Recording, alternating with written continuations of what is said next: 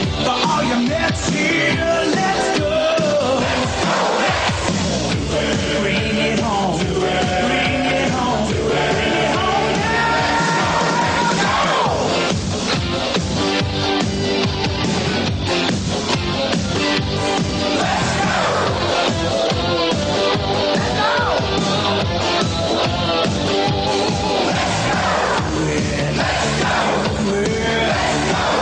Make it happen. There's no stopping us.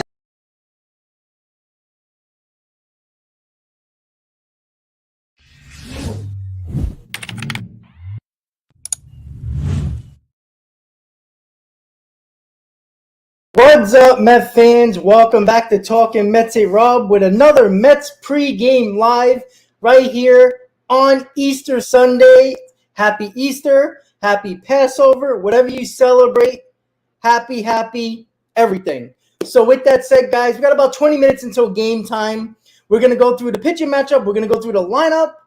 And we're also going to talk about tonight, which is very cool because once again, the Shea Bridge show is back, and it's going to be with me and Hayden. Obviously, you guys know Mets Talk with Hayden. You guys know his channel. If you don't know his channel, please subscribe to his channel because we are going to get this simulcast throughout both channels so we get the word out a little bit more when it comes to the Shea Bridge show. So as I told you earlier or yesterday regarding the Shea Bridge show with Hayden, the reason why Mike can't do it is because he did get a new job, and obviously that didn't work out. But hey, listen, never take money out of somebody's pocket, right?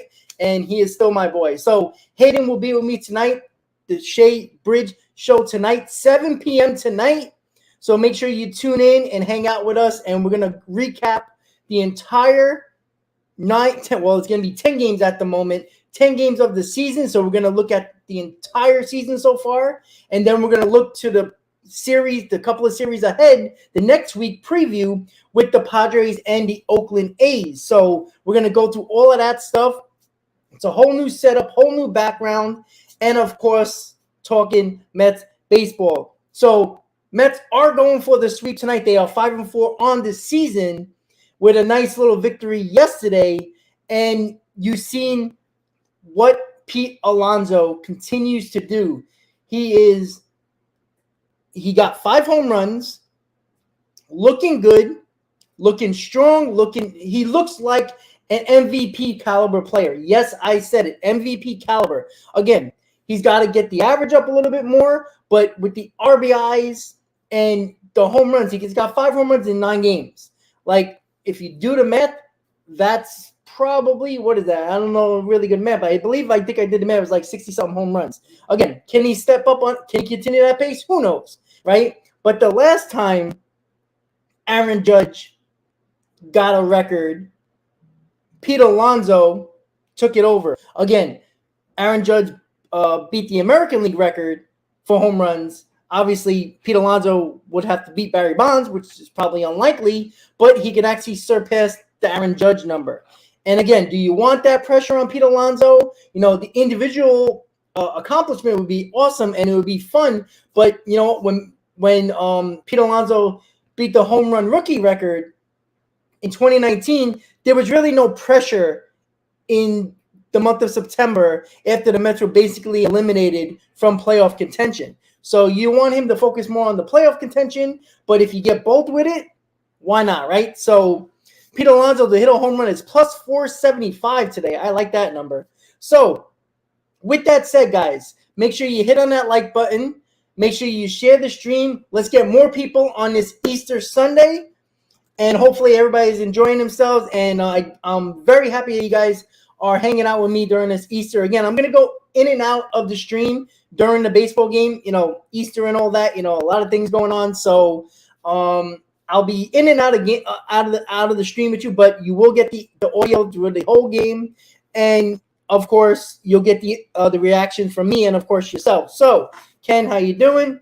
I think Jake's there. I see President. I've seen a couple other people. I'll say what up to you guys in a second. So once again, guys, Mets going for the sweep today. The record is 5-4.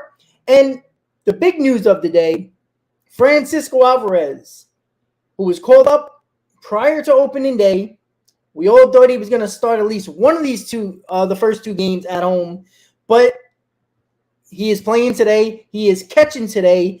And again, I'm a little shocked that Alvarez is catching Carrasco because, like I said, guys, he's caught McGill a lot more over the last year or so than he has Carrasco, if at all. So it's going to be interesting to see. Again, as long as he's not a butcher, the problem is Carrasco has been having trouble with the pitch clock, and that is something that you have to concern yourself with, especially when you got a rookie catcher behind the plate. And, the good news is with Alvarez, and somebody brought this up yesterday as well, is that, Carrasco, Alvarez, they both speak Spanish, so the communication will be no issue there. But we're going to see how Carrasco is with the pitch clock, and you got the young kid behind the plate. We're going to see how that's going to be. But listen, we need Carrasco to be good, right? I think Joey Lucchesi is a guy the Mets really like. And if he wasn't injured last year, he probably would have been in this rotation. Most likely. He could have been the fifth starter. You just never know. Now that he's healthy, the Mets really like Joey Lucchesi. So if Carrasco has another bad performance, I don't know what to do with him. You're either going to have to give him one more start, which will be on the West Coast, or bring up Joey Lucchesi and put Carrasco in the bullpen. That's what I think that we might have to do at that point, or the Mets might have to do. So, obviously, once again, the big news, Francisco Alvarez is in the lineup. He is catching his first start of the 2023 season, his debut for the 2023 season. So, it's going to be a lot of anticipation. Unfortunately, it comes on a holiday. I don't know how many Met fans are going to be going to the game, even though if you check the tickets are extremely cheap right now because it is a holiday. But I do know a lot of people that are going, and we'll see the crowd. But again, it would be nice to see Francisco Alvarez. I'm more focused on his defensive capabilities. I want to see him defensively in a big league game. I know we saw him last year, but when he started to play behind the plate, the Mets were basically in that wild card spot. So it wasn't really much pressure on him. I want to see him defensively. I think he'll hit. I just want to see him defensively. I want to see him control a game and control a pitching staff. That's my concern. And, the lineup is not something, it's a Sunday lineup. You got LaCastros, you got Pham. You got no Nimmo. It's a lot going on today. So the Mets got to scrape runs together. And you know what? Get on for Pete Alonso because clearly that's what you need to do right now. And I brought it up yesterday with Lindor getting that infield single. Lindor getting on base with 2 outs. When most people thought 2 outs, Lindor coming up, most likely the inning might be over. You think that he would, start swinging for the fences with 2 outs and nobody on. But he battled. He got on base with 2 outs for Pete Alonso, and then Pete Alonso hit the 2-run homer.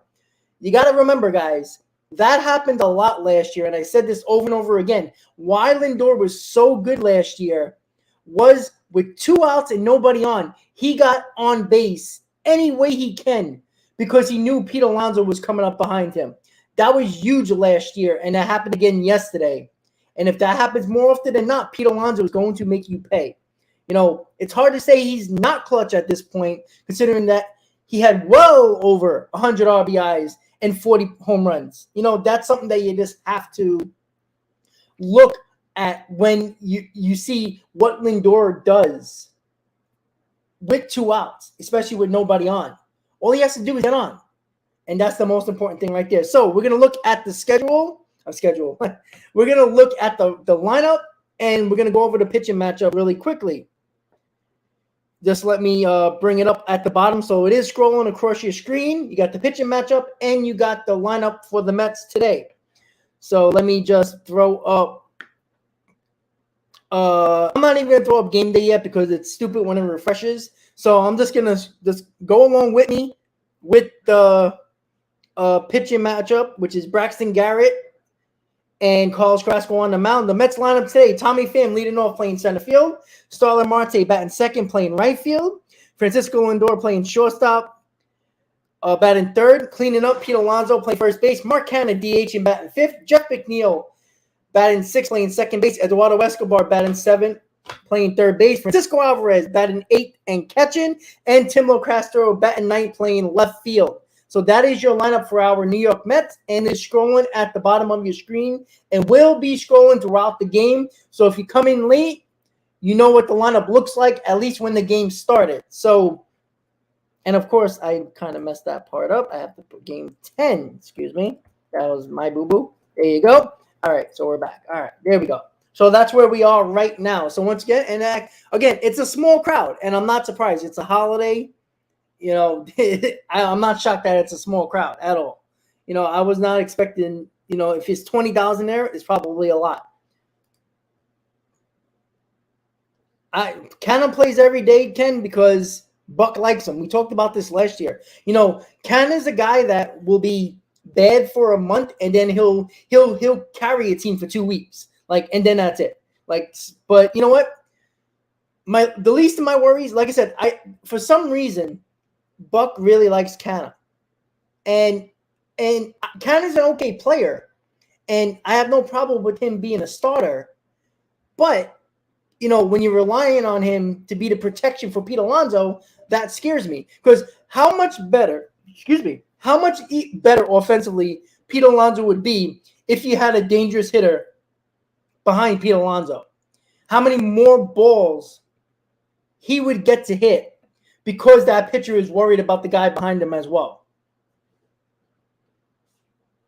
So that is something that we are just have to deal with at the moment. Again, you know what? I don't think the Mets are going to play around too much when it comes to Escobar and the catching situation, and even Vientos, if the DH spot is not continuing to work out.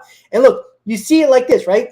Vogelback is your DH, but because there's lefties multiple days in a row, you don't see them.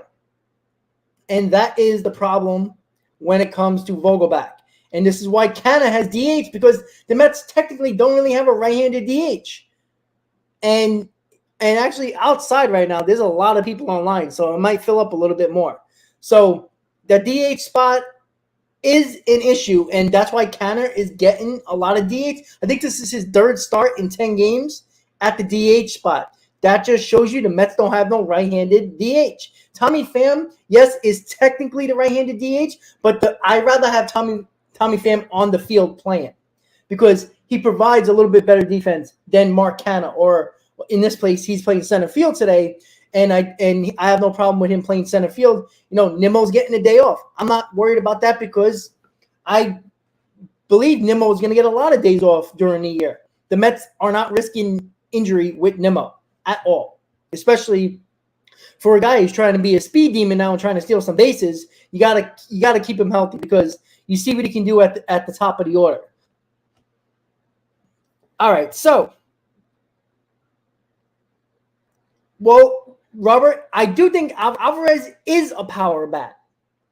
Average-wise, I don't know. But again, if this guy can hit 35 home runs, not saying he will, but if he's a 30, 35 home run guy, I don't care if you bat 230. All right? The problem with people trying to defend Vogelback is that he's a 220, 230 hitter who hits 17 home runs. That's not a power hitter. And if you're not going to hit more than 20-plus home runs, I need your average to be in the 260, 270 range. And Vogelback is not that. That's my problem. So with Alvarez, and the reason why you're not going to see Alvarez in the DH spot is because of the fact that he is your backup catcher when Nito's playing. And if Nito gets hurt, you can't put Alvarez, who might be a DH in that game, behind the plate if Nito gets hurt because you lose your DH for that game. And God forbid Nito gets hurt in the 2nd inning. Well, now you lose your DH for the next 7 or 8 innings. You can't do that. And the Mets are not going to carry 3 catchers at the moment, even though they did that a couple of times last year. They're not doing that right now because, especially in April, when you're going to use your bullpen a lot, you're not going to extend these starters beyond a certain point because you want to save them from down the stretch. Just like Senga yesterday. Senga started to, break down a tad when it came to location in the 6th inning. He got through it, and he pitched extremely well, but you saw him getting a little bit tired. That miles per hour on the fastball dropped a little bit, Even though he was still effective, you know what? You face a better team. Who knows what would happen? So you got to use your bullpen. And I even said it before the season started. Don't be shocked if the bullpen is used a ton in April, because they're not going to make these guys go 7 or 8 innings, especially when you got a 3 or 4 run lead. There's no need to extend your starters when you got a bullpen that's very good, that you can rely on early in the, when it gets to May and June. If you want to extend a couple of guys, all right, let's get one guy to the 7th, one guy to the 8th. All right, that's fine. If it lets it happen, we can do that. I would absolutely let that happen, and they should let that happen. So, but you have to be careful as well, because you don't want to overuse your bullpen either. But at the same time, you also don't want to abuse your rotation, because it might hurt you in September. And pitch count is not an issue with Kodai Senga, right? He on average pitched 102 pitches in Japan, which I looked at. 102 pitches on average per game. What you worry about is the innings, because he's never pitched 140 innings or more. He hasn't pitched more than 140 innings in his career. But pitch count is not an issue with Kodai Senga. He can throw. You have to worry about the innings. And that's why, even if he was dominant in the 6th inning and had no issues and no couple of walks in that 6th inning, he wouldn't have gone 7, because of the fact that you have to save him on innings. Because I think he pitched 11 1/3 innings in 2 starts so far. That's good. If you get him around, I would say 30 innings, 35 innings or so, 32 innings or so by the time the end of the month, because I think he'll have 2 more starts, probably 3 starts by the end of the month. So if you do 6 innings per 6, 12, 18 plus 11. So if he has under 40, about 40 innings by April, that's worrisome, right? Because that's already 40. He's got 100 more innings to go to where he never pitched beyond that. And you still got 5 months to go. So that's something that we have to look at. We have to talk about. We have to watch. I wouldn't be shocked if there's a day off. They might skip him, right? I think the next time he pitches is, let's see, if he pitched yesterday, I think he'll pitch in the Oakland series. They might skip him. They might throw Joey Lucchesi in. Maybe. I don't know if there's an off day in between. I don't think so. Let me see. Let's see. I don't think there's an off day, but I could be wrong. Let me just check. I just want to see if there's an off day sometime during a West Coast trip. Okay, so Thursday they're off before they travel to Oakland. So Thursday is their off day. So he pitched here. Actually, where the hell did he pitch? He pitched Saturday. So 1, 2, 3, 4. So he's supposed to pitch the first game in Oakland, and he'll have an extra day to rest, the 6th day, which he also had last start, his second start, because of the rain out and the off day that we had. So they had that day and yesterday, and then the off day on Thursday before Oakland. He'll have a 6th day again. So it works out that he's pitching on almost a weekly period, which he did in Japan. Close, but not exactly.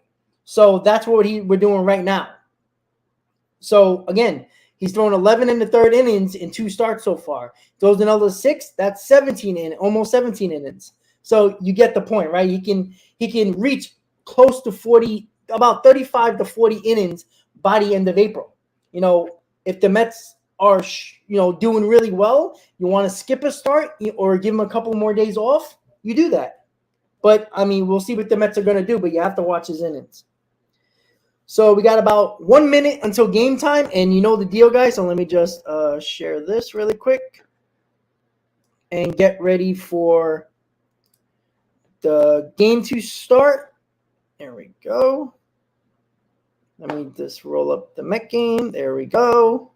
Hopefully it pops up pretty well. That's the most important thing. Come on. There we go. And it's going to load once we get there. All right, so the Mets are coming onto the field. Started to capture the final game of the season. And now he gets his second start in the big leagues behind the plate, making acquaintances with Jeff Nelson, the home plate umpire, and getting ready to catch Carrasco. All right, guys. Once it updates, I will put it on. There we go. As he was yesterday, Gurriel gets his first start in the series. Jorge Soler sits down. All right, guys. So here we go. Mets Marlins. Mets are looking for the sweep with Carrasco on the mound. Catching all 3 games of this series. Chisholm leads off Carrasco's first pitch, a fastball that misses outside for ball 1, and we're underway. Let me know in the comments, guys, if you can hear the audio. Because that's what Carrasco was throwing in the first inning of his last start in Milwaukee. And then by the time he gave up the 3-run homer, it was down to 89. A liner into right field, and Chisholm has a base hit on the second pitch of the game.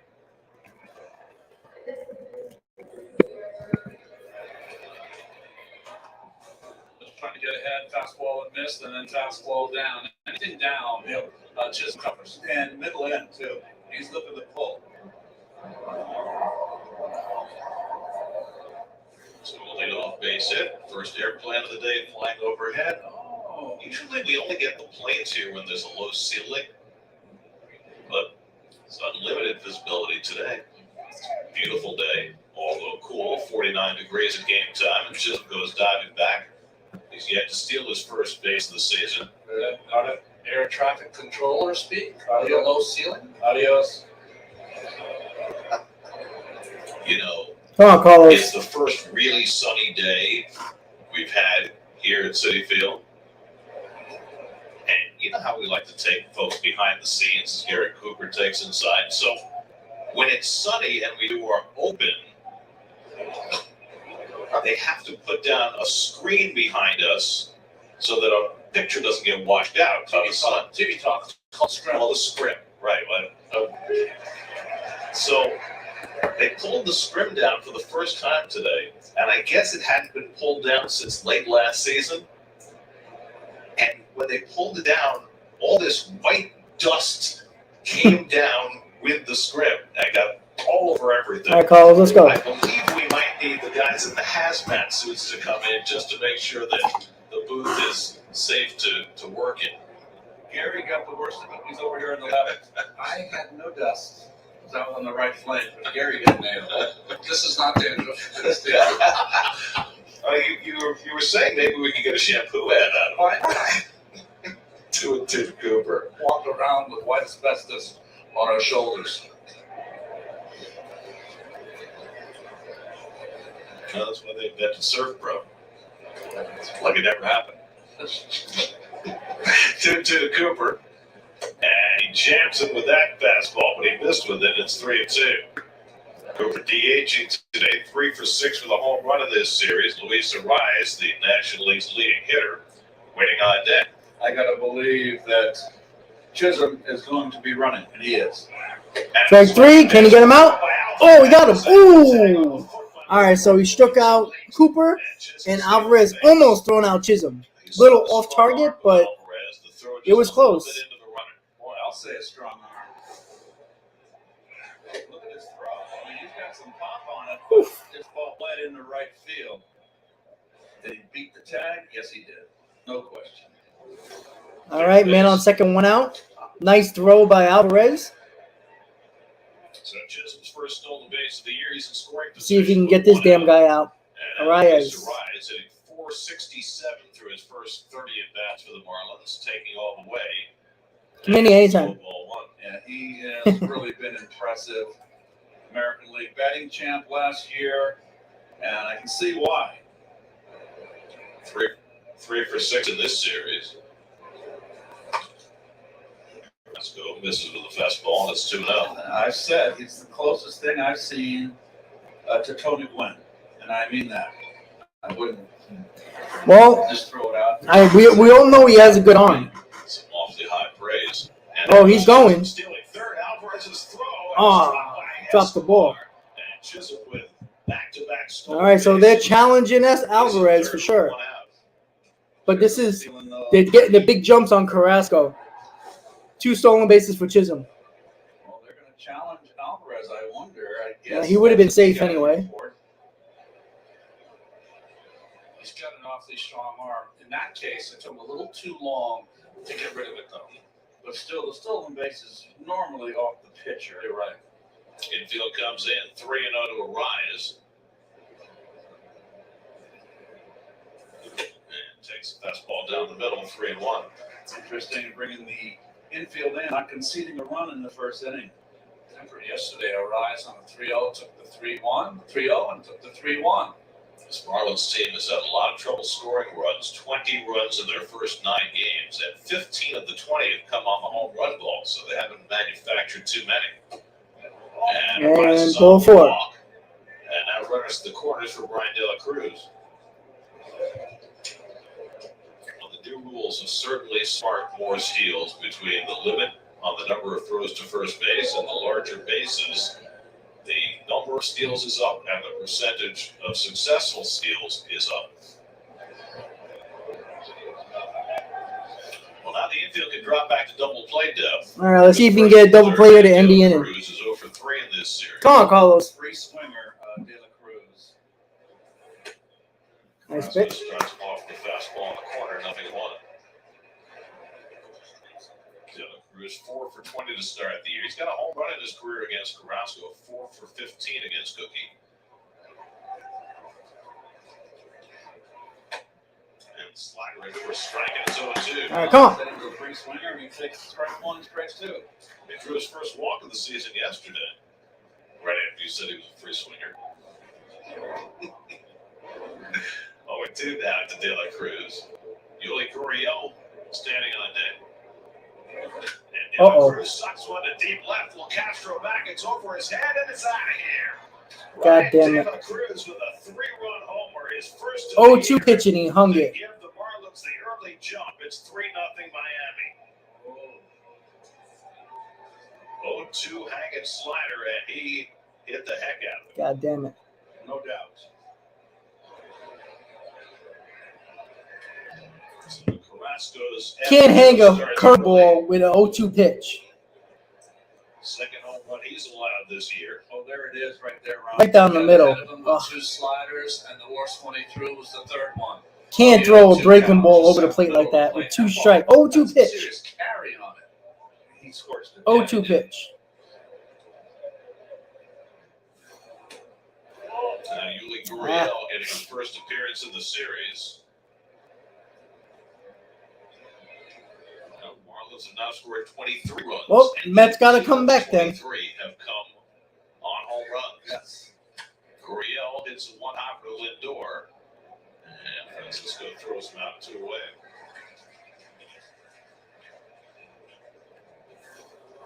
Your Alexis infield defense. Alvarez is obviously his major league debut here. Not a good start for Carrasco at all.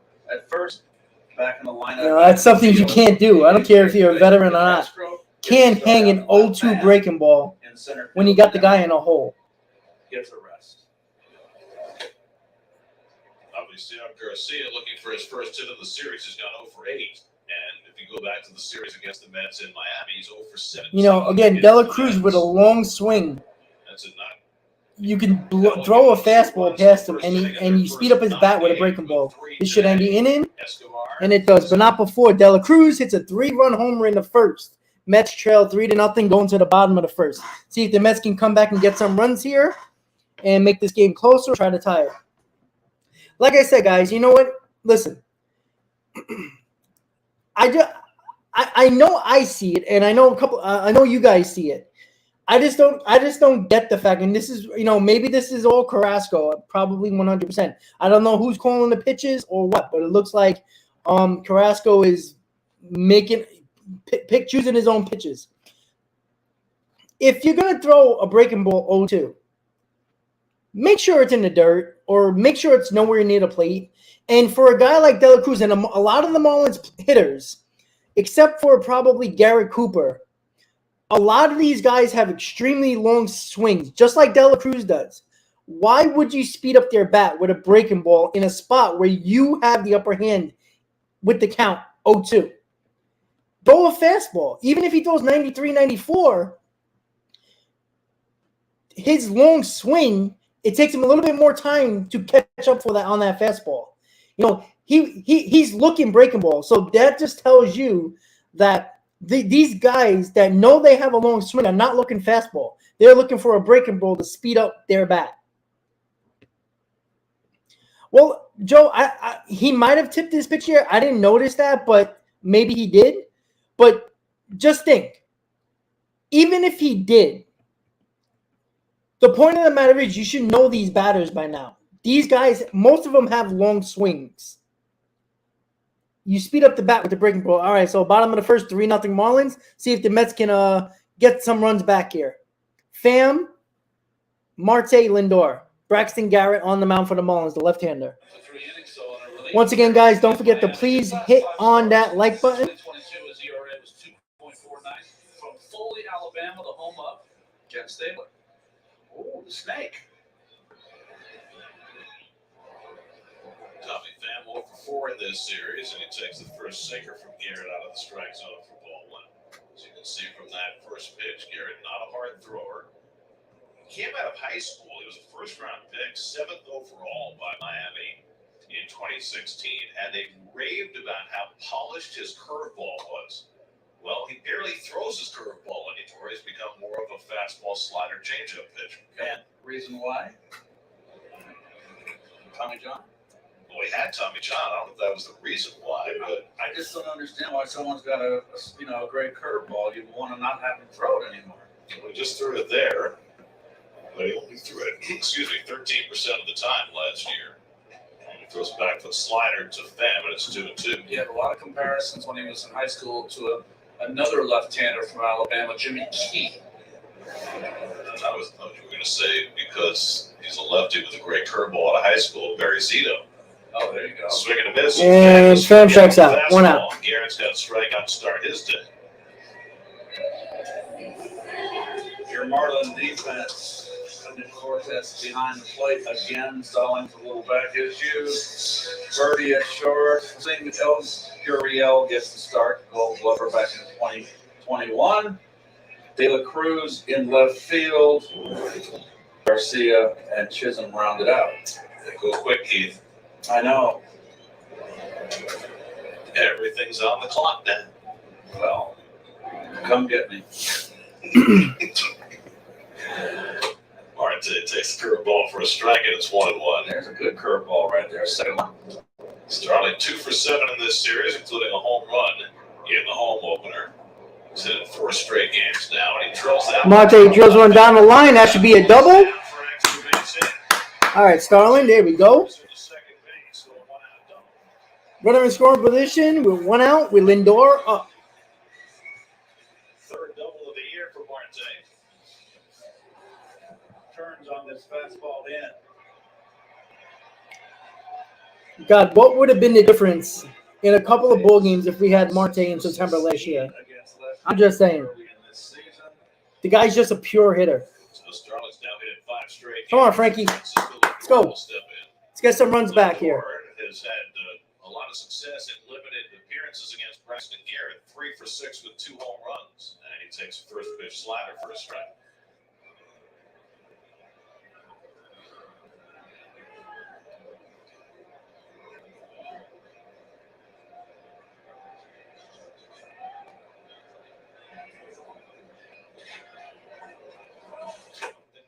Interesting early in the season is Lindor's chase rate is down significantly. Last year he chased 30% of pitches out of strike zone. This year 22%, and as a result he's drawn more than his share of walks, and his on-base percentage is up to 395. There goes Marte. Marte is going, and he's safe. Ouch. He hit his head. Uh-oh. On the third baseman, Segura. And he is struggling. And Joey Cora calls for the trainer to come out and have a look. Did he go right into his knee? I just that head first slide. And we saw last night Travis d'Arnaud of the Braves take a shot at home plate and have to leave that game with a concussion on a collision with Rougned Odor. And now Marte hits his head. It's a close play at third base. It's a good throw by Fortes.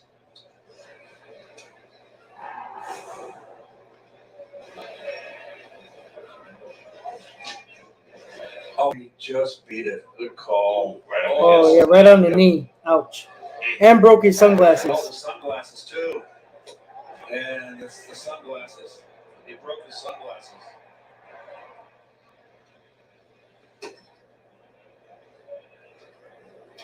And don't forget, Marte got hit in the head by a pitch in spring training as well. Had to leave that game, or decided to leave that game. Although they said there was no concussion in that case. Looking like he's going to stay in the game. Right in the head, but it wasn't a glancing blow. You know, that's why I always marvel when you talk about Maury Wills or Lou Brock or Ricky Henderson, the pounding that base stealers take. Of course, Brock back in his day, he always slid feet first. That's right. Ricky So did Maury. Ricky was the head first guy. Maury Wills made famous the hook slide. I can't imagine they're going to let him stay at the game. No? I mean, usually they have a protocol, right, to deal with anything, any blow to the head. Stand in. Ryan Baca, the assistant athletic trainer out there, and I'm sure he's going through all of those protocols. You know, he could have hurt his neck, too. He got his head was wrenched, and his neck was wrenched.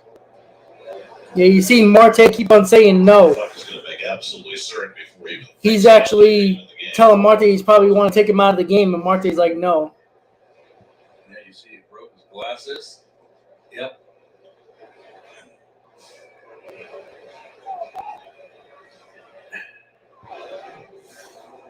The side of his head. So he's staying in the ball game, Contact with the fixing his sunglasses.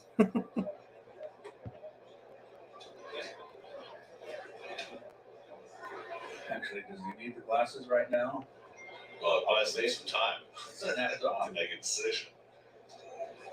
I think they've made their decision. All right, he looks like he's still going to be in the ball game. If you just tuning in, Marte tried to steal third base.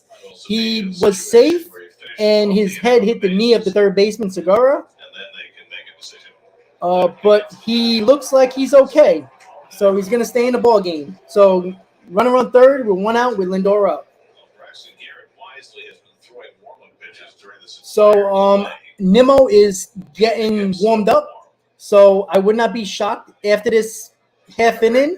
They might take Marte out of the game and bring in Nimmo just to be safe. But we'll see. Marte's in the game right now. Stolen base, third base. Come on, Frankie, base it. The count to Lindor. Infield stays back with the exception of Gurriel at first. And Lindor takes the back door right back. Oh. They say one around. How about that? Come on. Buckner punching out Lindor for the second out. Let's have another look at that. These umpires have been calling those check swings a lot. Maybe. I don't think so. I don't think so. Jeez. I'm all about that top of the bat coming through a bit. Able to hold those wrists and hold that. All right, so Alonso coming up with 2 outs, man on third. Alonso has been very hot. 4 home runs in the last 3 games, including one yesterday. And he takes first pitch slider for a strike, 0-1. Well, he got one down in the strike zone, inner half. Really wasn't a good pitch. And a mistake that he just clobbered. 5 home runs ties him for the National League lead with Brian Reynolds of the Pirates. Interesting splits on Pete so far early in this season. He's struggled against left-handers. This year he's hitting .357 against them and hitting .150 against right-handers. Come on, Pete, base it, baby. Swing at that crap. Away, and it's 1-2. Garrett's throwing a little harder, in my estimation, than I've seen him throw. Pumped up for his first start of the season. His only outing to date was 8 days ago. He threw 3 innings in relief against the Mets, gave up 2 runs in that outing. Saved the bullpen that day, though. So that was meaningful for the Marlins. Taken high by Alonso, and it's 2-2. One of the first Marlins pitchers to try to pitch Pete Alonso up and in. Garrett, 25 years old. Oh, Pete. 17 starts last year. He had a good season. He's taking Johnny Cueto's spot in the rotation. And he strikes out Alonso with a slider. Nasty slider by Garrett, and the Mets do not score leave a man on base. 3-0 Marlins going to the top of the second. Once again, guys, don't forget to please hit on that like button. Hopefully everybody's going to have or is having a happy Easter, happy Passover, all that fun stuff. And enjoy your holidays with whoever you're enjoying them with. So, unfortunately, if you missed it in the first inning, Carrasco gave up a 3-run homer to De La Cruz on a hanging breaking ball on an 0-2 pitch. And De La Cruz hit it deep to left center for the 3-run homer and gave the Marlins an early 3-0 lead. Mets had a little bit of a threat with Marte getting the base hit, a double with 1 out and was in scoring position, stole third base. When he stole third base, his head hit the knee of Jean Segura, but he looks like he is okay. We'll see if he's going to stay in the game because Nemo looked like he was getting ready. And Lindor struck out on a check swing, and Pete Alonso struck out swinging on a breaking ball in the dirt, and that ended the top of the first, or the bottom of the first, excuse me. So top of the second, Mets trail 3-0. So don't forget, guys, please hit on that like button. Let's get more people in the stream. Again, I don't think it's going to be a big stream, a big viewing audience today because of, it's the holiday, and a lot of people, probably doing a lot of other things with family. So let's just enjoy it while we can. Hopefully the Mets come back in this ball game and win the ball game and try to sweep the Marlins. So I'm just going to look at comments really quick, guys. Dave Joss. All right, guys. So here we go. We are going to the top of the second. Carrasco coming back onto the mound. Just waiting for the commercial to end. And then once again, guys, I won't be doing a live stream tomorrow. I'm going to the Met game, first game against the Padres. Darvish and Scherzer on the mound. So Luis Guillorme. So Marte is coming out of the game. McNeil went to right field, and Luis Guillorme is playing second base. So Marte's out of the game. Yeah, they made the decision that caution would prevail. We saw him in the dugout in between innings, and he was kind of feeling his neck. Remember, his neck got wrenched as well. And you can see. So we'll keep an eye on Marte. Hey, okay. He's asking them if they got the changes, the Miami bench. So Carlos Carrasco will try and settle. Come on, Carlos, let's go. First inning, facing Gene Segura, who was hit him hard in the past, and he gets first pitch slider over to 0-1. Segura 7 for 18 with 3 home runs against Carrasco. That donut's got to get back in on the on-deck circle. Someone get hurt on the catcher on a pop fly.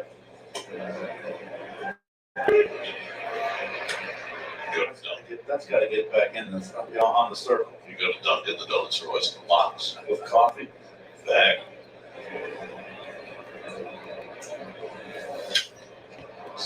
Fouls one off the right side.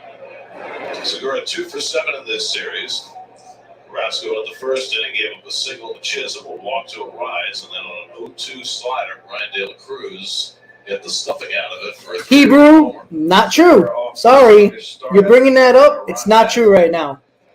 In 9 games, the Mets scored 5 or more runs in 6 of them. I'm sorry. You can't say it's the same as last year because it's not right now. 6 out of 9 games, they scored 5 runs or more. I'm sorry. It's just not true, Hebrew. I'm sorry. I know we talked about that last year, but the Mets were 5th in runs and scored just under 5 runs per ball game last year. Again, they still have to be better. I agree with you. But they scored 5 runs or more in 6 out of 9 games so far. And today's game 10. And it's only the second inning. Hebrew, you can't just come on when the Marlins are winning or the Mets are losing and come in and be like, oh, remember what we talked about the offense? No, it's not happening. Where were you yesterday? Where were you the other games where the Mets scored 5 runs and 6 runs and 9 runs? Come on, guys. It is, Joe. I agree with you with that. I understand it's the same lineup as last year, but that lineup also helped win 101 games. We all forget that because of 1 week out of the season. It's a joke. Not saying that they shouldn't be better, and we all know it should be better. And that's in the gap. Nice play by McNeil. You know, how about this? The games that the Mets lost, how about they actually pitch better, right? The only game that they pitched well in that they lost was the second game of the season with Peterson on the mound against the Marlins. You know, you score 6 runs against Corbin Burns, a reigning Cy Young Award winner, and your pitching doesn't show up. Again, 6 out of 9 games, the Mets scored 5 runs or more. I'm sorry. You can't talk about the offense. Talk about the pitching that have been giving this team no chance in the games they lost, except for one. Strike to Nick Fortes. What I found interesting in that game in Milwaukee, I guess maybe because It doesn't matter how they score their runs. They score runs. I see. That's the problem. Everybody just like, oh, home runs, home runs, home runs. Okay. And it's a quick 2 outs already for Carrasco. I understand. Look, I'm not happy with the bottom of the lineup. I'll be the first one to say that. But they've scored runs. It's not like they haven't. They scored runs. You know, you're looking at it from a perspective of just the bottom of the order. But they scored 5 runs or more in 6 out of 9 games so far.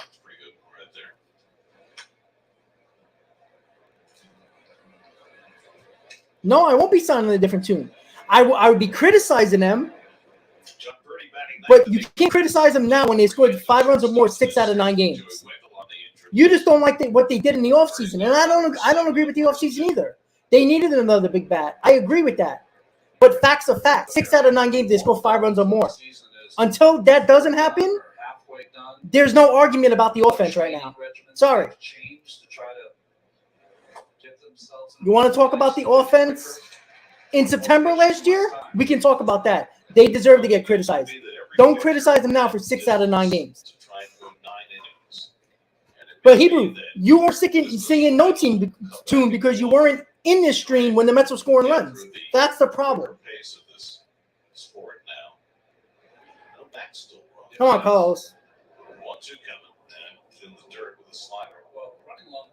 I agree, Nick, but we have this year. Stop worrying about last year and worry about this year. What they've done so far, they scored runs in 9 games. 6 out of them, 5 runs or more. All right? Only 2 other teams have done that in the league, by the way. This should end the inning. And that is it.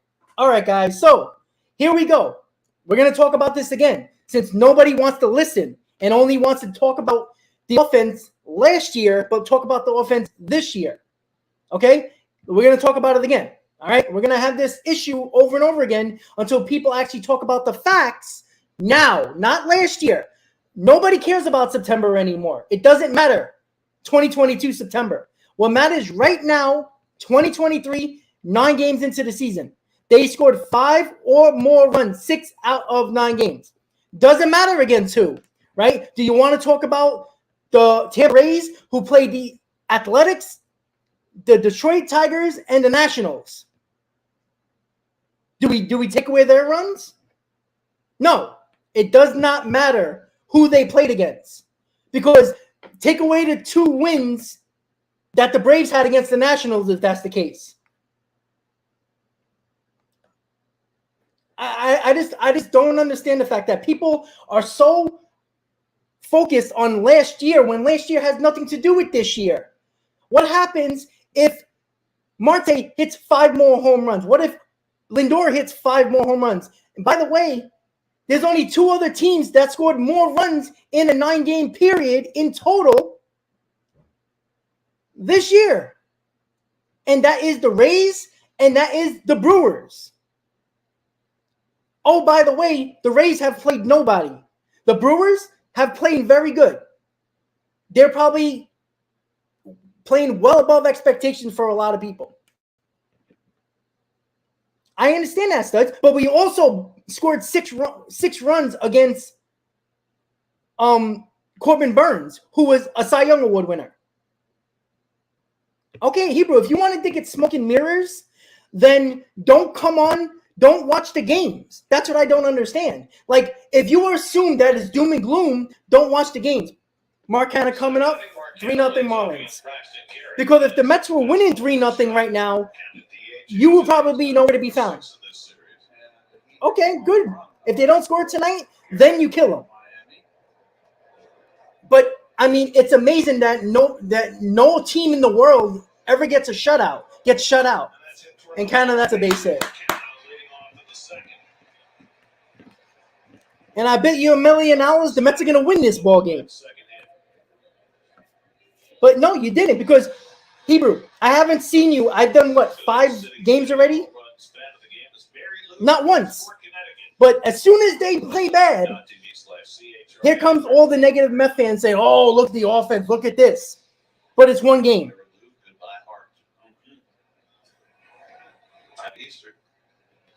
I'm sorry, but the Mets are the 3 teams out of the whole league that scored 5 or more runs per ball game. Oh, 5 or more runs 6 out of 9 games. Only the Rays and the Brewers have done that. Everybody else have not. You know, the teams that everybody just assumes are better than them. It's a joke. Come on, Jeff.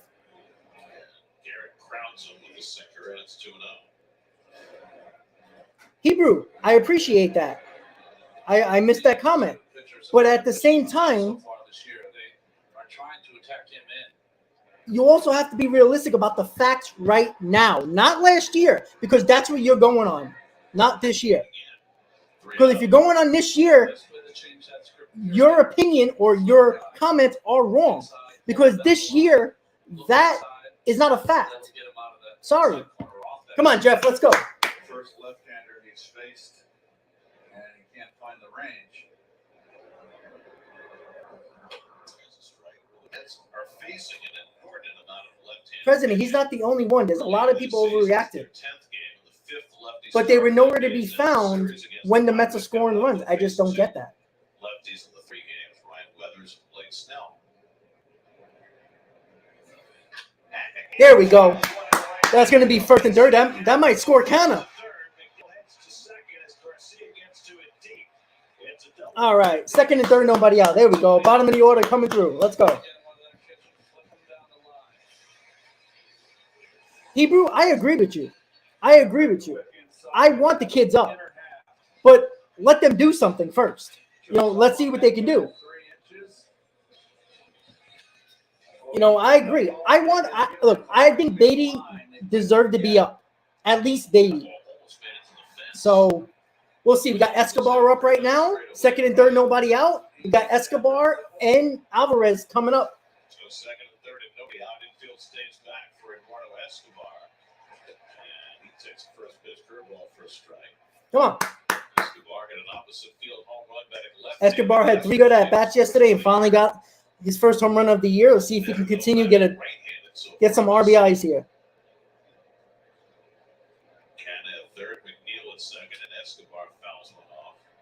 0-2. Well, McNeil likes to ball down. He gets Well, listen, I understand that.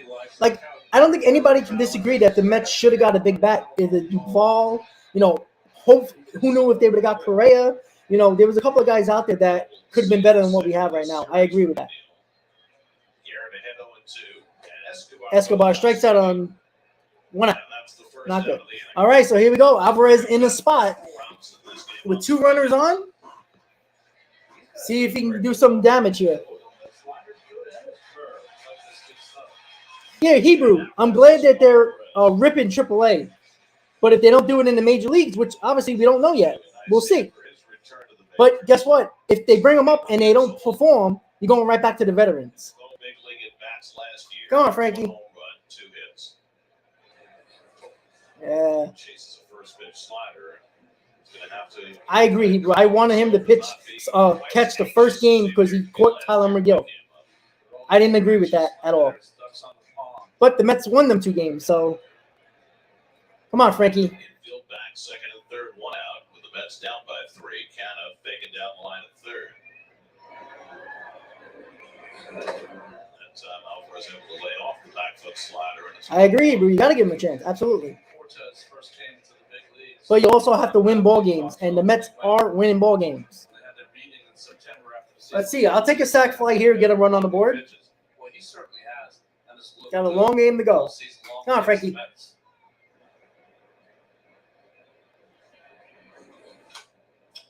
Bounces one foul. They're going to throw him a lot of breaking balls. Francisco played 4 games for Syracuse. This is what they do with young kids. They throw them a lot of breaking balls. 4 for 16 with a couple of home runs in those 4 games. I don't care about his AAA numbers. Mean nothing to me. High fastball here from Garrett. I would think. And a lot of breaking balls in the dirt.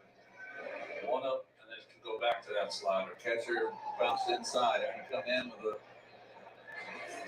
And it's hit the other way. That's down. Yeah. All right. Here we go. All right. 3-1. Frankie got a base hit to right field. 2-strike hitting, baby. There we go. Hey. There we go. That's what I'm talking about. Damn, I miss James McCann. Damn.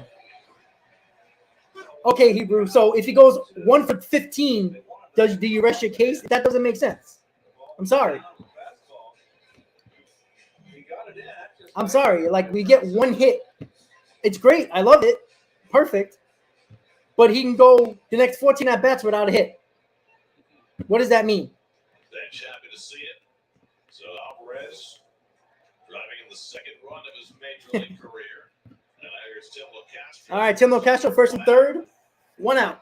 3-1 Marlins. Come on, Timmy. There's a situation if he hits the ball on the ground, might not be able to get a double play here and might get that run in. Oh, Mark Hanna did a bad job base running there.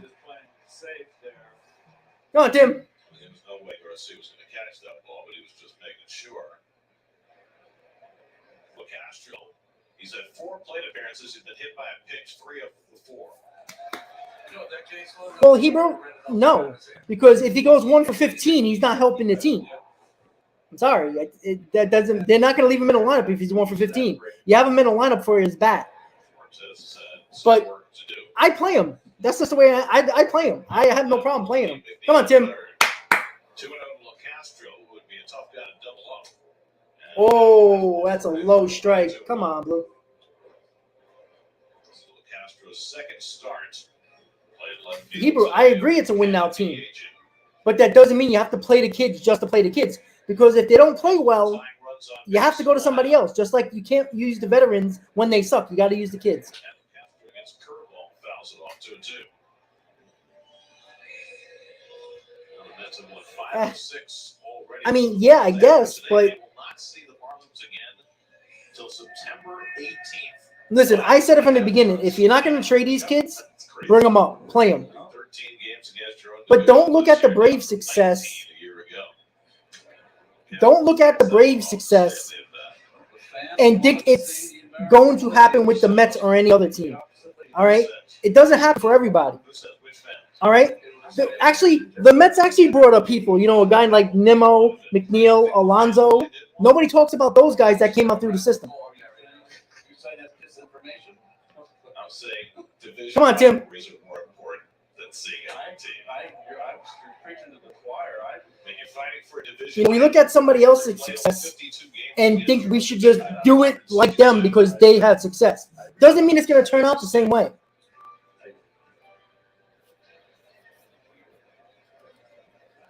The Phillies have played 3 of their first 49 games in division. It's crazy. And LaCastro takes one Taking a down pitch the right down the middle. strike rate. Jesus, Lord. Looking for the old wrinkle. So Garrett did to LaCastro what he couldn't do to Alvarez. He spotted that fastball and LaCastro couldn't. Well, yeah, I agree with that. Like I said, this is the Cohen regime now. It's going to take time to build up the farm system, and we got the kids right now. It's just a matter of when you give them the chance. If you give them the chance, they got to perform. This is the team that has to make the playoffs. Geographical realignment and make everybody forget 100 odd years of 2 leagues. Run it down to 35 fam. Now they get All right, so the Mets get 1 run for Francisco Alvarez, opposite field base hit, 3-1 Marlins. So Alvarez gets his first RBI of the year and his first at-bat of the year. And yes, listen, I understand that other teams do it, but let's be honest. What are the other teams that actually done well that brought up the kids? All right, you can talk about the Guardians, okay, but they're a team that doesn't pay for anybody anyway, so they have to rely on their young kids. The Braves, who don't give big contracts to anybody except for the guys that they trade for, and they give low ball contracts to their young kids because they're going to take the security, that's fine. It works for them. And you look at other teams, can the Dodgers bring up a lot of young kids and let them play? No, because they're trying to win a World Series, right? You can't just bring up everybody and their mother. Like the Yankees try to do it, right? The Yankees try to go with their young kids, right? All the guys that they were bringing up, Judge, and then they traded for Torres, and then they had Frazier, and then they had a couple of other guys that they had. The first baseman, I forgot, his name is not ringing a bell. But, the Phillies, they signed Harper, right? They signed Real Muto, right? They've done that. They have a couple of kids up, absolutely, but they're not relying on the kids. They signed Schwarber. They signed Wheeler. They traded for Suarez. They signed Walker. Like, it's not like they're bringing up 6 or 7 kids or even 3 or 4 kids. Stott's a nice player. Yes. Rhys Hoskins turned out to be a really good player. But it's not like they're bringing up 4 or 5 guys and they're like the Braves are doing. Or everybody keeps on thinking they're going to bring up Mauricio. Don't even think about him. I'm telling you that right now. He is going to be trade bait. I'm telling you this right now. I said this 2 years in a row. Mauricio is a guy that is the highest prospect and has the highest trade value that the Mets are willing to give up. I'm telling you that right now. I don't agree with it, but that's what I'm saying. Jazz Chisholm had a base hit, stole second and third, and scored in the first inning. 3-1. All right, Carlos, let's go.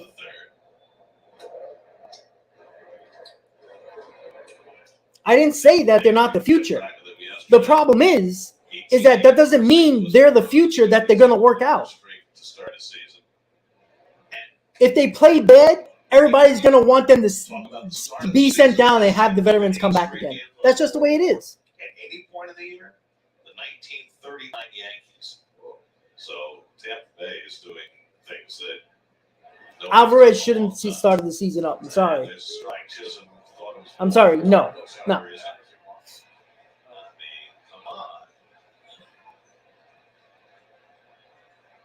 All right, okay. You say so.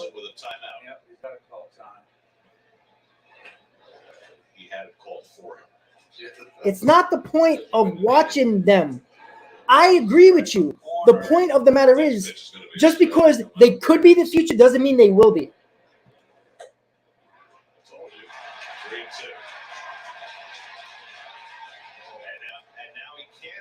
Chisholm is arguing with the umpire. 2 called strikes. Close pitches.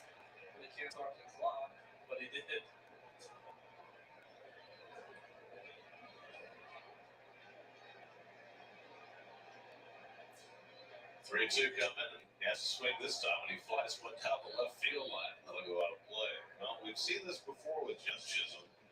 So Hebrew, I agree with you. But you also have to win ball games.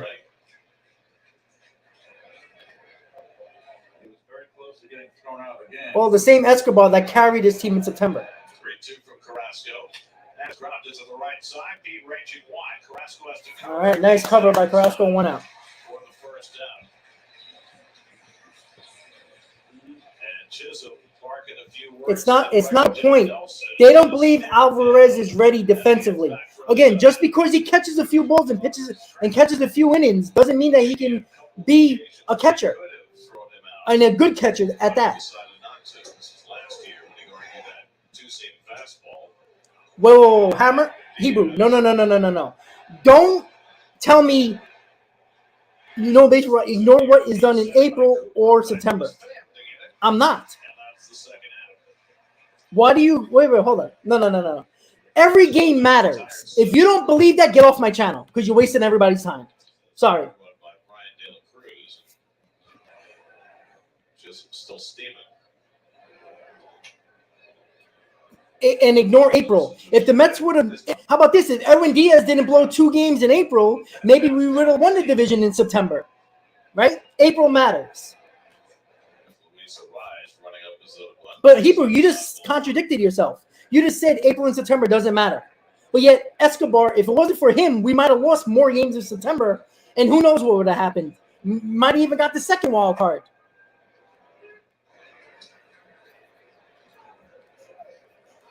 If every game doesn't matter, then don't turn on the TV until it matters to you.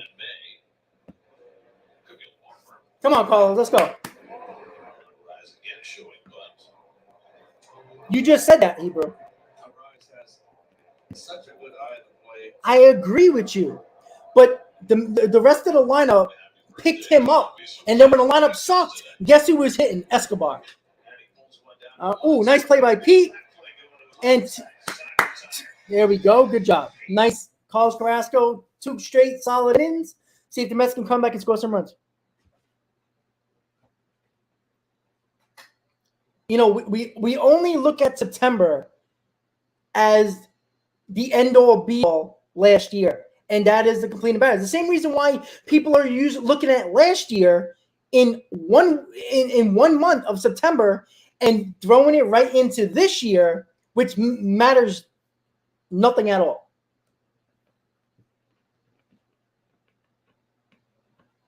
But again, I understand that. But Alvarez, bat-wise, is the best. See, you're only looking at the offensive side. That's where you're wrong. Alvarez, if the Mets thought he can catch every day, he would be up. I'm sorry, guys. Pay attention to his defensive stats and his percent. You want to go analytics? You want to look at analytics? I don't like analytics. Look at his defensive metrics and look at the games defensively. He has not been good defensively in the minors. Why do you think he's just all of a sudden going to be good in the majors? The Mets needed a catcher. There's a reason why they signed Narvaez, because they don't believe that he's at the point where they can trust him defensively. That's why.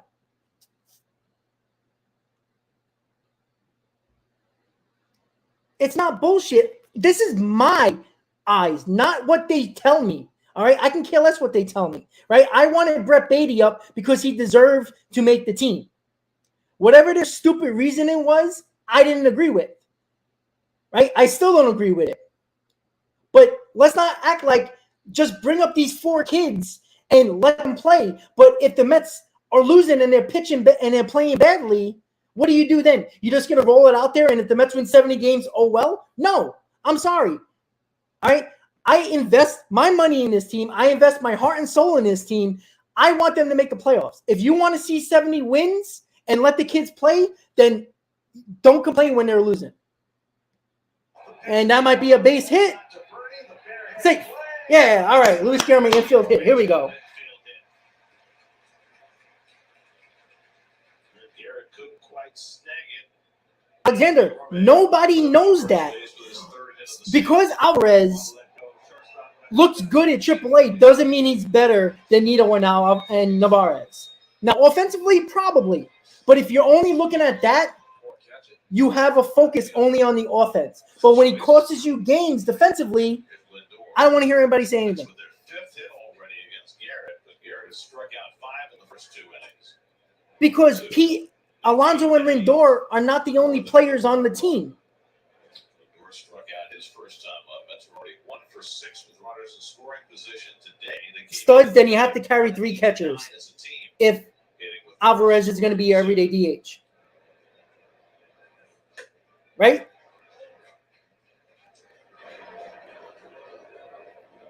But everybody's turning them into, Johnny Bench here, when he can turn into Gary Sanchez or Johnny Bench. But don't act like he's Johnny Bench and don't act like he's Gary Sanchez either.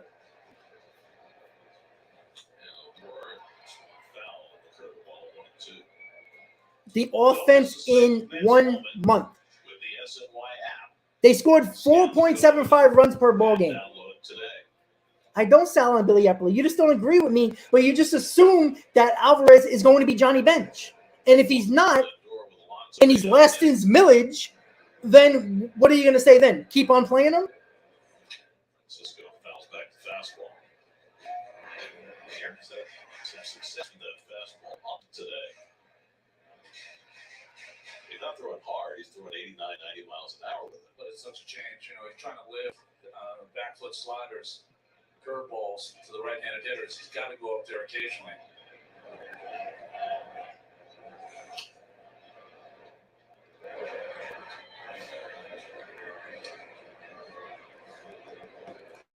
Alexander, but you can't have them work out their problems and say you also want to win ball games and go for a championship. Because if they don't work out, what do you do? If they're struggling for 3 months, what are you gonna do? Wait until July and say, "Oh wow, we're 9 games out of first place and we're looking bad." Okay, Lessons Miller's had upside. Generation K had an upside. Strikes out Lindor with a high fastball. That's 6 strikeouts now for Garrett. Second time he's gotten Lindor. Well, in the middle of the third inning, I'd rather see Vogelbach. I mean, I'm sorry, excuse me. I'm sorry. I'd rather see Vientos. But look at it this way, right? I think Vientos should be your everyday DH. Alvarez can't be your everyday DH unless you carry 3 catchers. Alonso is up. Should it be a triple double play? Move.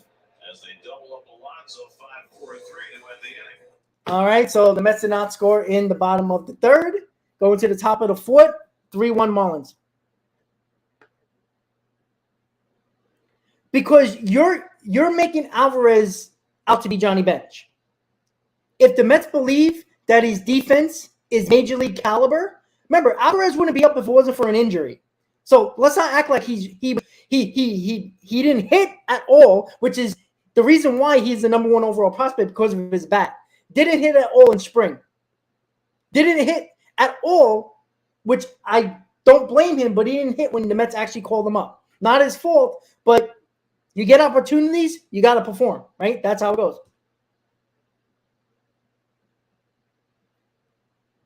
Look, at this point, Alvarez is going to get playing time.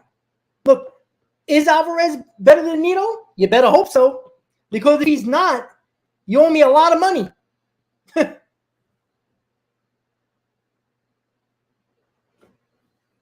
Okay, but could we stop talking about AAA? You know how many guys rake in AAA and never make it in Major League Baseball? Come on. And Alexander, they're not doing that. Well, Andy Martino is the most negative reporter as a Mets reporter. He tries to find anything negative about, Andy Martino is probably not right. Now, again, do I think Alvarez is going to start every game? No, I don't. If he gets 3 or 4 starts a week, maybe. Well, Jimmy, I mean, maybe. Who knows? But again, you can't just say, you have guys on the contract, right? You got Escobar, you got Canna, you got a couple of guys that I think Beatty should have made the team even if Escobar was raking in spring training. The fact of the matter is that they're going to go with those guys at first. It's only a week into the season, guys. Carrasco starts the 4th inning. Yeah, they haven't won a holiday game in a while. Cruz, who took him deep his first time up. De La Cruz's first home run of the year came on an 0-2 pitch and gave the Marlins the lead. 1-1 to De La Cruz, Yuli Gurriel on deck, and then obviously Garcia. Well, a backup slider right here hanging, and there was no doubt off the bat.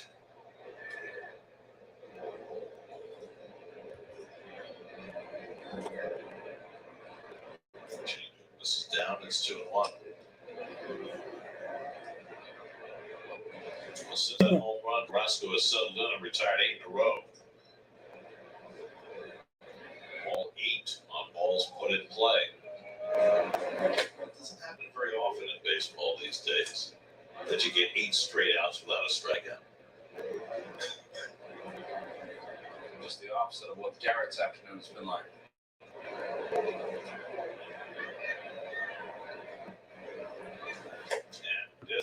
Escobar gives the leadoff walk. Second walk given up by Carrasco. But it doesn't matter. It's not about loyalty. It's really not. Let's do the live odds here to start, presented by PointsBet. Pregame Mets are minus 160 to win. Now that line is plus 185, down 3-1 here Hold on. in the fourth inning. And the one run was an RBI by Francisco. No, I think we look too much into the manager when it comes, because let's be honest. You don't think Buck Showalter would have won with the Yankees the same way Joe Torre did? I mean, Buck Showalter got fired, and then all of a sudden they won. Like, that team was ready to go in '96. People tell you as you're trying to come up to the big leagues and get situated that you want to have blinders on. You don't want to pay attention to anything else. Buck shouldn't have been fired last season. The Mets had the second highest win total in their history. You don't fire a manager like that. This is not the Yankees with freaking Joe Girardi. All right, so that's a base hit, first and second, nobody out. Start this fourth inning. He said, when you're the catcher, you've got to look at everything. You've got to take those blinders off. You have to pay attention to what you're doing, sure, but what the pitcher's doing, what the hitter's doing, what the fielders are doing, the atmosphere of the ballpark, everything. All those little things are something that you need to pay attention to in a way that really nobody else on the field has to. And I think we saw that throughout the course of Yadier Molina's career. That's what made him great. Boy, that's great. But why do we assume that Buck Showalter is the one all behind this when Epler is the same exact way with young players? Like, I don't feel like a pitcher. I feel more like a catcher up here. You're trying to not miss anything. I don't know about that, Alexander. I mean, he has some questionable decisions at times, but Buck Showalter can't hit the ball. Okay, I don't care if you watch baseball for 20 years or 45 years. That does not matter. Okay? It doesn't matter. Like, what did Rob Thompson win prior to managing the Phillies? You know, all of a sudden he's a great manager because the Phillies made the World Series, or was it the fact that they got hot at the right time, right? Dusty Baker won nothing. He's been worse than Buck Showalter. Won a World Series with the Astros. Why? Is it his managing all of a sudden? No. 3 for 28 start for Garcia. And 0 for 18 against the Mets. Uh-oh. That's not good. Come on, Jeff. Nice catch. Woo. By De La Cruz, who has to go back to second. That is Garcia figured that ball was going to get beyond McNeil. It did not. And it's the first out and no advance. He figured wrong, and the mistake is you go halfway. Well, Alexander, we don't know if that's right or wrong yet. I'm sorry. DeGrom had 11 starts last year. Verlander can still pitch 22 starts. We do have a big problem with Carrasco. To right his first time up.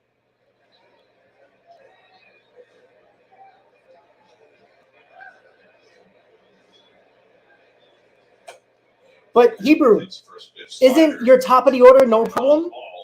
Wouldn't you want Jeff McNeil in the middle of a bad part of the bottom order, bottom of the batting order? That's the whole idea of bringing Jeff McNeil in the bottom of the order. I mean, don't get me wrong. You should be batting them fifth, maybe even sixth. This is only his 10th game as a big league manager. We've already seen him. Come on, DeGrom hasn't been healthy in 2 years, and he's just gonna choose DeGrom over Verlander, and Verlander won the Cy Young last year. Come on, guys. And you wonder on a play like that, how forceful does a manager get? Oh, let's not bring up on base when we need runs scored. But if McNeil gets on and nobody in the bottom of the order can drive him in, what's the point of getting him on base? Tyler O'Neill for what he considered to be lackadaisical play. Nice Double play? Yeah, what a double play. Yeah, got out of the inning, baby. Lindor to Guillermo to Alonso. 6-4-3, double play. 3-1, Marlins going to the bottom foot. No, sorry. Marte has been perfectly fine batting second. If Marte was struggling second, I could see you doing that. But Marte needs to be at the top of the order.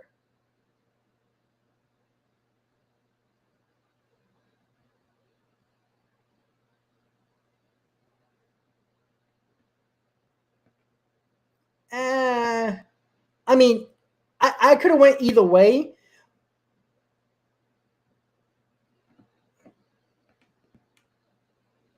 I understand that, but how many teams around the league have a lineup in the bottom of the order that can drive the ball? Like, I mean, come on. Like,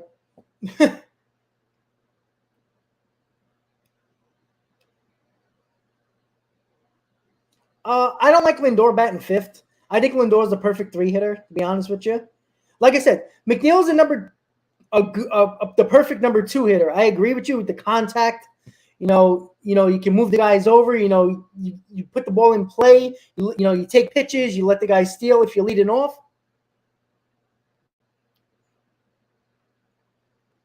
Oh, so now the Padres are a championship team. That last time, hold on one second. Hold on. Let me see.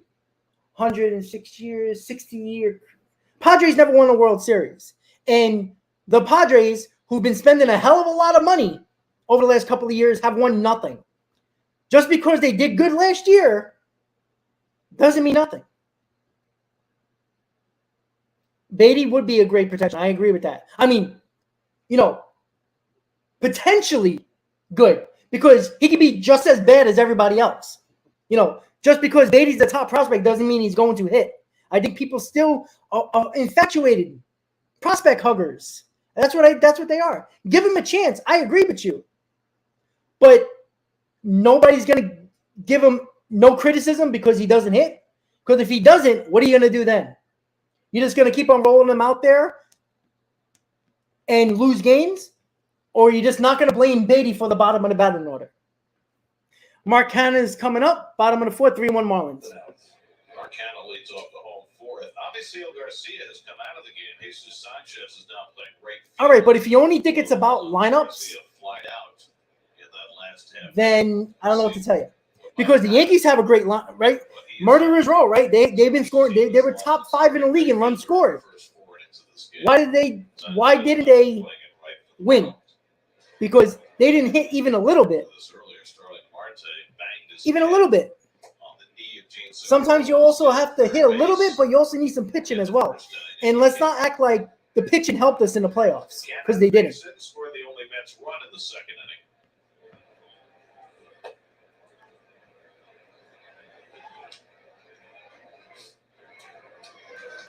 Now Garrett, who has been ahead of most of the hitters, behind 3-1. They just announced the diagnosis on Starling Marte that he came out of the game with a neck strain. So neck strain for Starling Marte. Speculated and not a potential concussion that they were concerned about. Oh, Mark. 3-2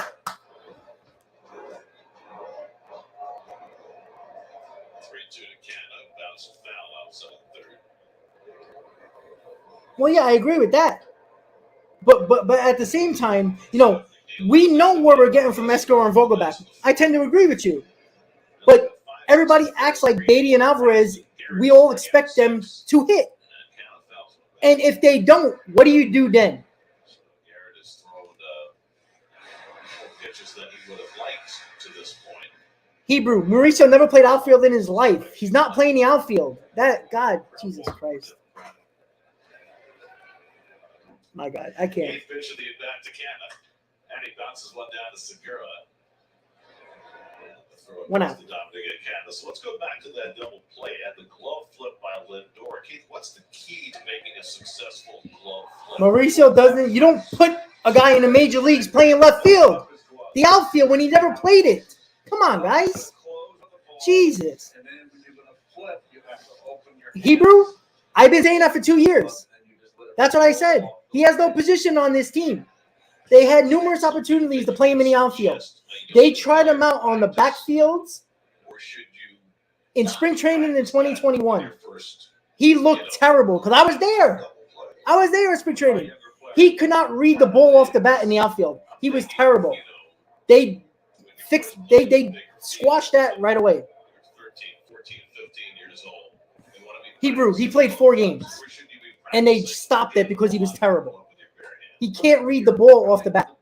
He's an infielder. Second, third. Last time I checked, you got Beatty blocking him, and you got McNeil blocking him at second. Now, If I'm the Mets, I'd put McNeil in left field and put Mauricio at second.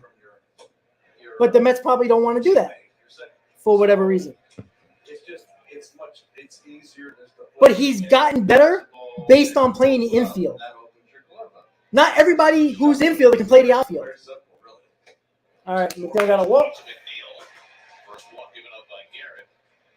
So McNeil's on base for the second time. Now, if you want Mauricio the DH, I do that. That makes sense. Because he's a switch hitter. That kind of solves your platoon problem. All right, Escobar up, 1 out, 1 on. 3-1 Marlins, 4th inning. It's amazing. You hear what Francisco Lindor said after the home opener? No, he said, Pitch clock violation, ball 1. we got a violation here. What do we got going on? Garrett is saying no way. Skip Schumacher's upset.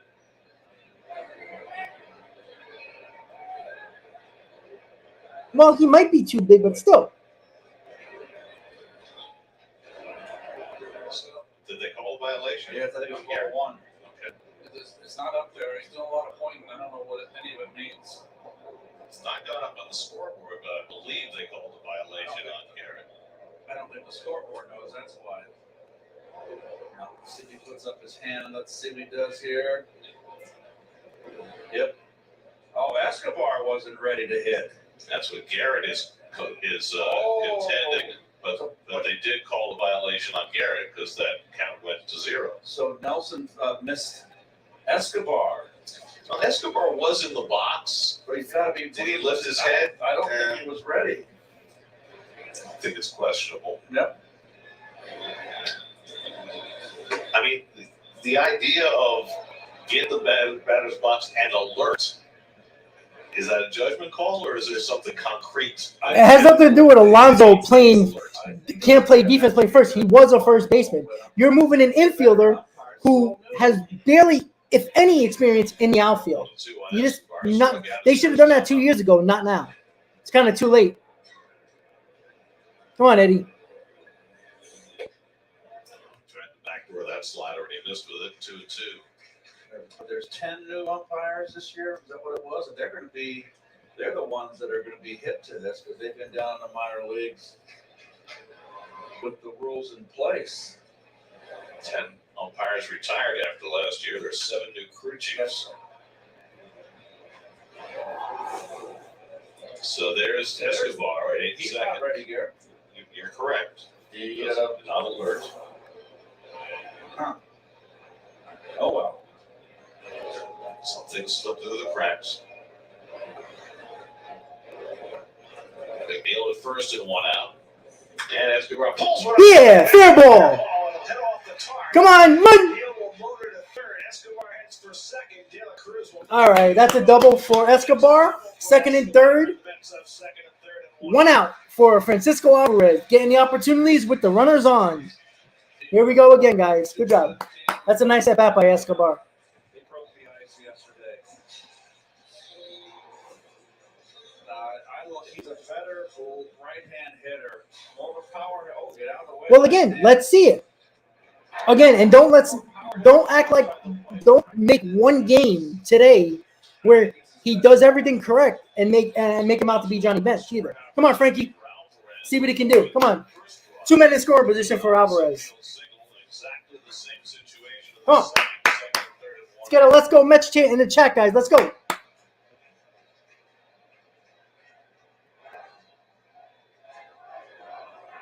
Good eye, good eye. He's got himself in a good hitter's count.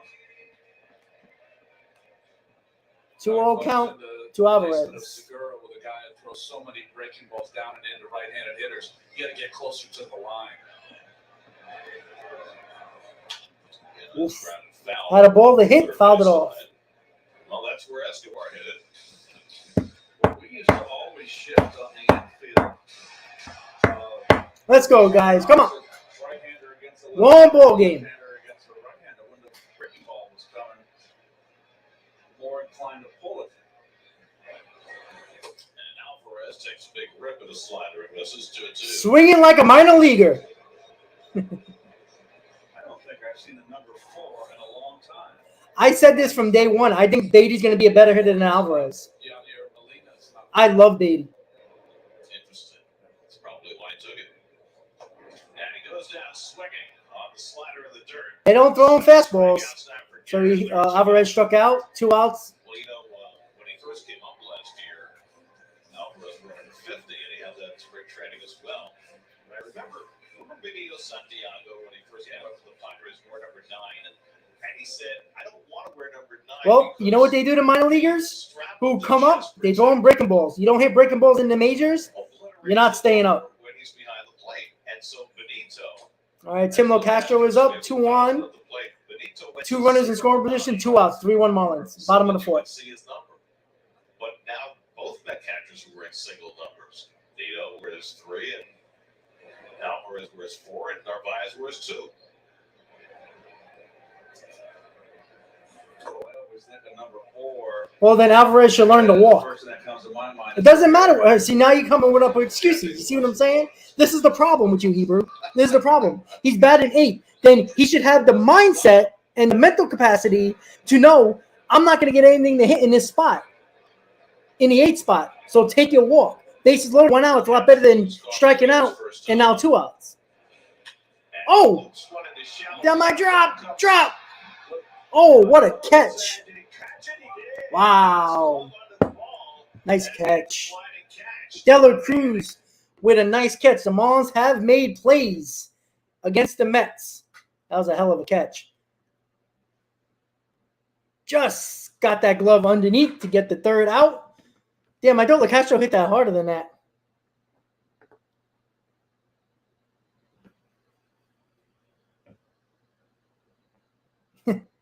Well, they did have power. Alvarez.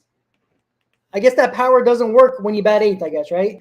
He's not allowed to hit home runs when he bats 8th. I'm sorry. So the Mets are trailing 3-1. Squandered another opportunity with runners in scoring position.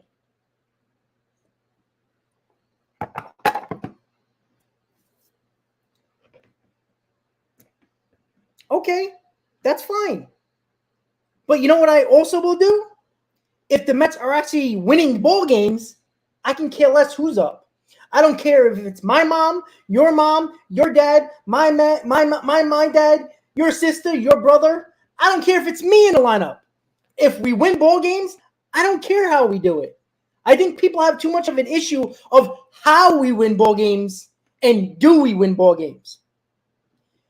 If the Mets win 100 games by winning every game by 1 run, we still won 100 ball games, right? You don't get an extra win for scoring more runs just because, right? A 3-2 win is the same thing as a 10-0 win. Same thing. You don't get an extra win. This isn't hockey, right? You don't win in regulation to get 3 points or get a point by losing in overtime. All right? It doesn't work like that. You win a ball game, 1-0, 10-0, 5-2, 5-3, 5-4. Okay, you say so. That's fine. The Phillies were hitting home runs all over the place. But guess what happened? They didn't win the World Series because they stopped hitting home runs and struck out a ton. They made the World Series. I'll give them credit, right? But when they needed to hit home runs, they didn't. They struck out. Now, granted, I think this team does need a little bit more power. But just don't assume that Alvarez or Beatty is going to provide that power. What happens if they're 280 hitters and don't provide power? Top of the 5th, 3-1 Marlins. Carrasco still on the mound, 61 pitches. And Fortes banks one on the ground to Lindor. Foot came out from under him, but he makes the play and throws out Fortes one away. Nice recovery there. I think it was his right foot that kind of came out from under.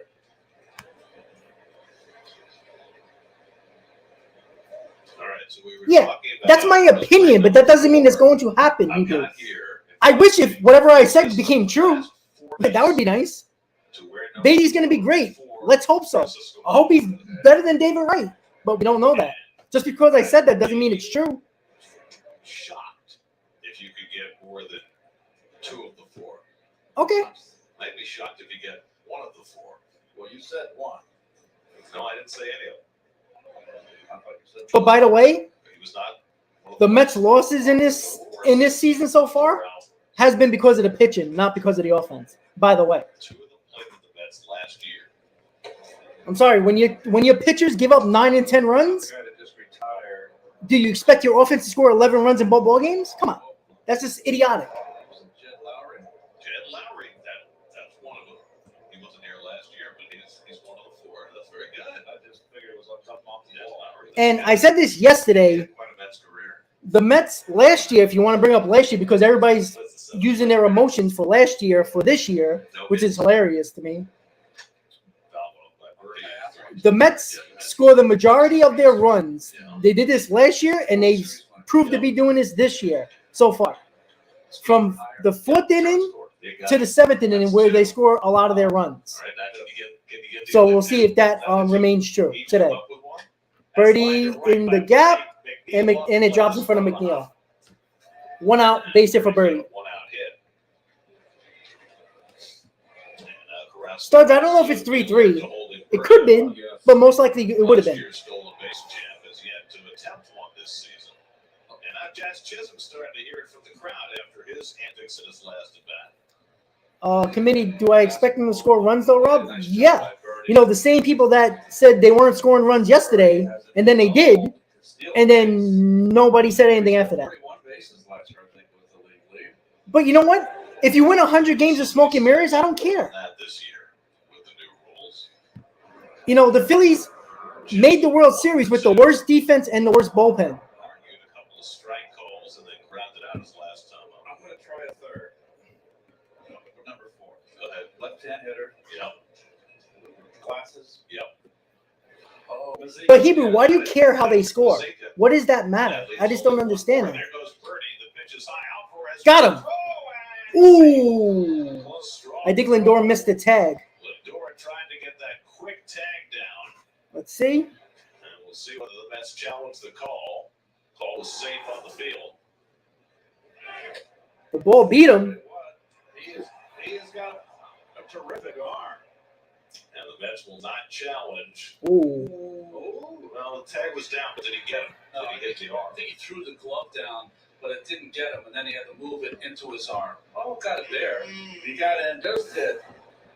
I'll take it back. I think he was out.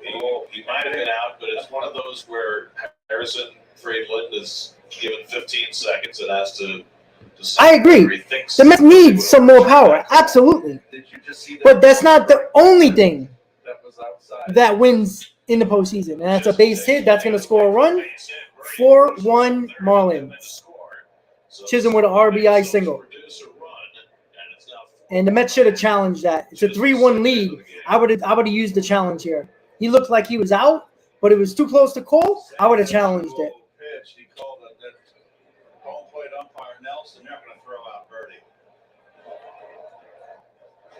And Chisholm doesn't try to pull. That ball's off. Yeah, I didn't pick the Mets to win the division this year anyway. I picked the Braves. Oh, actually, I'm a liar. I picked the Mets. Nice hitting right there. But I actually picked the Braves third, but that's already looking bad, right?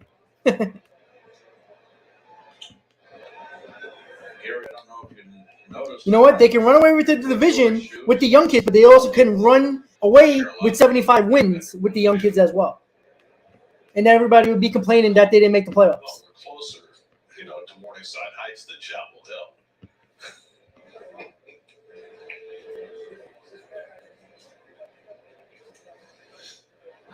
Same to you, Ebro. Same to you. Thank you. Chisholm stole second and third back in the first inning.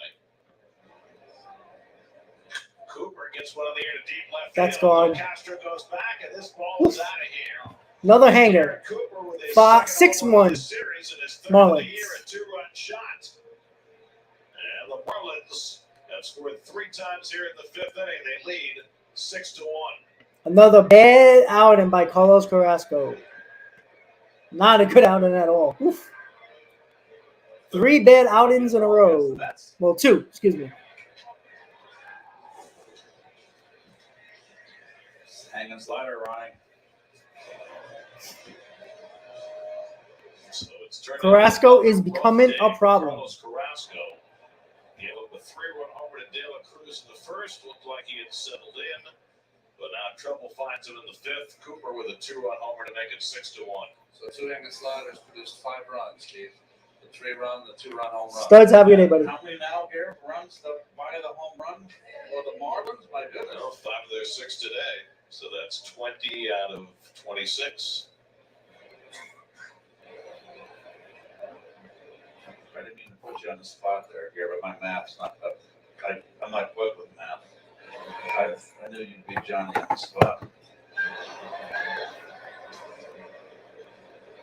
I wonder who the original Johnny was who was on the spot.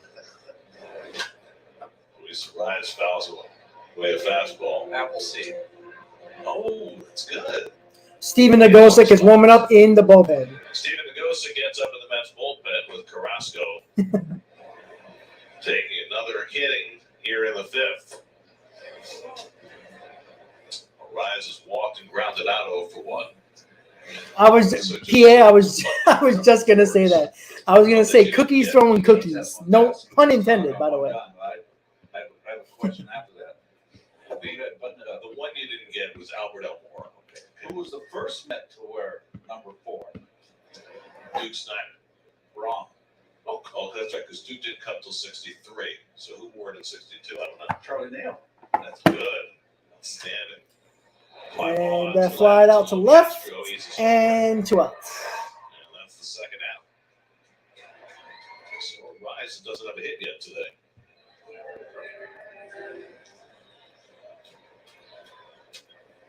It's not the only positive on Carrasco's ledger so far. Well, De La Cruz Joe, got the whole thing average started pitchers from are getting that Miami much money to now. over in the first. Even though I don't think Carrasco is going to have a long leash here. I don't think they're going to stick with him, to be honest with you. I don't think so.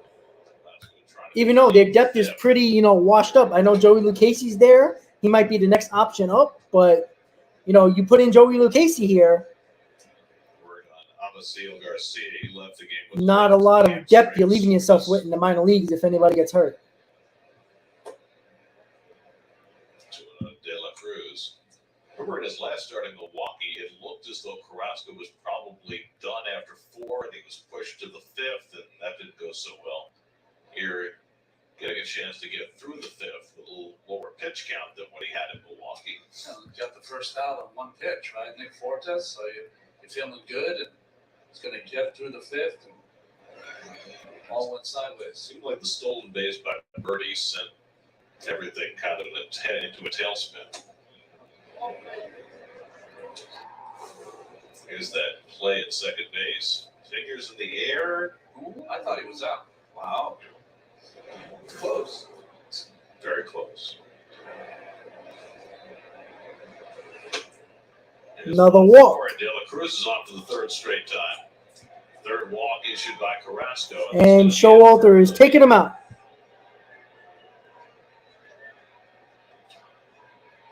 So 2 straight rough outings to start the year for.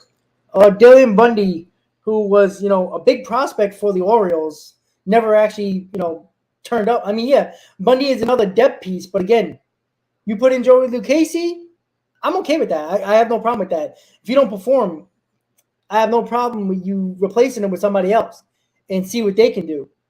But you also have to know that if they don't perform as well, you're kind of stuck in the middle now,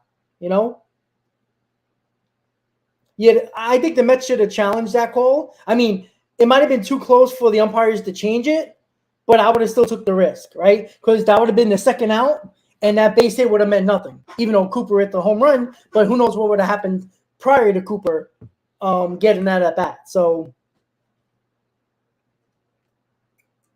but yeah, see, I think the problem is people are 100% focused, they have like narrow focus in on one way to win baseball games. And that's not necessarily true, right? The Phillies, who had the worst defense in all of baseball last year, had one of the worst bullpens in all of baseball last year,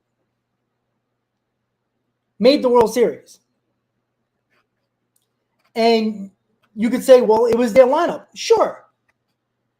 But also, when their lineup didn't hit home runs, they also lost. And that's the reason why they lost the World Series, because they stopped hitting home runs. one-dimensional teams don't win World Series. Okay? The Astros, they hit a ton of home runs in the World Series, but when they needed the key hit, that was not a home run, they got it.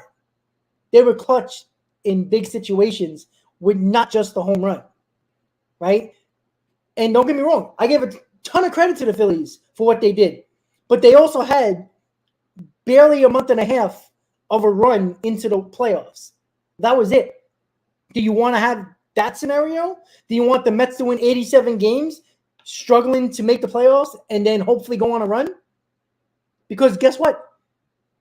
They did that in 2015, even though they won the division. They went on a run in July. 35 pitches in that appearance on the second. PA, why do you say that? Because of their record? Did you see who they played? This should end the inning, and it does. All right, guys. So, again, check the schedule, right? Everybody wants to bring up the Mets beating only the Marlins, right? They've been beating up the Marlins, right? Okay, fine. Have you seen what the Rays played? They played 3 of the worst teams in all of baseball so far. So we don't count that. You see, this is the problem that a lot of people are talking about. People are like, oh my God, look at the Rays. Okay, they're playing 3 of the worst teams in baseball to start the season. That doesn't count. But if the Mets play the 3 worst teams in baseball, people are like, oh, well, they only played the 3 worst teams in baseball. Of course they're going to win. But to the Rays, oh, great team. All of a sudden, this great team. How is that fair? Again, once again, fit in the narrative to fit your own opinion, right? We all do it. Don't get me wrong. But don't use the Mets beating the Marlins, and that's why they've won ball games, and not use that for the Rays. No? That counts as well, right? So take the games that the Phillies won the last 2 against the Reds. They don't count. The series to start the year, the Braves facing the Nationals, take those 2 wins away because they don't count. Somebody brought up the Rays. I agree. I don't think Carrasco should have been back. You know, I even said this. I said you should have signed Taijuan. Again, I think Taijuan Walker would be a better Met than a Philly because of the ballpark he would pitch in more often. Walker is a good pitcher, but he also gets lit up a lot too in smaller ballparks. So, but I would have signed Walker over Carrasco. That's just my opinion. I don't know why the Mets did that. I mean, they spent a ton of money in the rotation. What's a couple $1 million more in a couple more years? Well, Lugo wouldn't have been in this rotation anyway. So if the Mets would have re-signed Lugo, he would have been in the bullpen for the Mets. He wouldn't have been in the rotation. So the Mets are coming up, bottom of the 5th, 6-1 Marlins. Elation. So that one called Braxton. I agree, Gary. No, on Pham. Or was it called on Pham for not being ready? Well, it doesn't matter. And that's a base hit. For a base hit. Leadoff hit for Tommy Pham. Clock violation, I'll get a base hit. So Pham on the first pitch he actually sees from. I don't know if the Mets would DFA him yet, but I would be shocked if they give him another start. Now, his next start would be in Oakland. So maybe the Mets will try to get him confidence against Oakland. I don't know if they're going to risk that. So the Mets get the leadoff man on. They've had plenty of chances in this game against Garrett. That's their 7th hit in 4 innings plus. Yorme had infield hit in his first at bat of this game. Though he came to the game when Starling Marte left after suffering a neck strain on his steal to third base.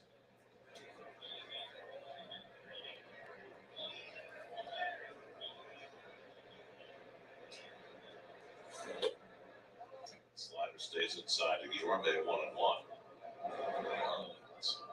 Put up 6 runs today. That's the most they've scored in any game this year. So the Mets plenty of time, but with a big uphill climb. Round ball. Birdie to his right. Gets the out at second. No chance. Gets the out of second, but Guillermo stays on first. So a 6-4 force to eliminate them. 1 out. Town Lindor coming up as we check out the road ahead. Your radio home for the Mets is WCBS 880 and streaming. Mets got a on tough, see, 3, 7, 10 games. Padres, Oakland, Dodgers. And 7 of those are on the road. 10-game road trip after the Padres series. Won't be easy. Last October. Texas slider down for ball 1. And the pitching matchup in game 1 of the series starting tomorrow will be the same as the pitching matchup in game 1 of that series in October. Max Scherzer, Yu Darvish. That didn't go so well for the Mets. That's one game 2, and then Joe Musgrove one-hit them in game 3. Musgrove's still on the injured list after breaking his toe. Dropping weight on it in spring training. Probably needs one more rehab starts, or Ryan Weathers will take his place. Oh, Frankie. Again. So let's see back-to-back lefties, Weathers and Snell. Grounded to third. Oh, what a play. Play by Segura. He's thrown a first hit, the third. Oh, call them out. I don't know if he was out or safe. Let's see. Play on both ends by Segura and Gurriel to retire Lindor 2 out. And he did get him. Boy, that's a tough pick. And again, Segura, we've seen him have trouble with the new throw here on third base. Oh, he gave him a nice long hop. Nice play by Gurriel. You can't reach him. He was out by a step. A long hop. It's an easy pick. That was kind of. I mean, everybody's going on about Lugo. He pitched 1 game. So 2 out. Can we relax about that? Jesus Lord. Alonso struck out and grounded Wow. out with a double play. I didn't know 1 game only matters in the season, guys. Come on. And that's a base hit, and a run's going to score. 6-2. Pete Alonso with a 2-out RBI. 6-2 Mets. Mets score a lot of their runs between the 4th through the 7th inning. Another bad read by Chisholm. That Chisholm has made since that opening series in Miami. He's playing a little deeper. And in this case, that ball. Alonso broken bat single and an RBI. At the end of the bat, I think Pete might sound like he might have broke it.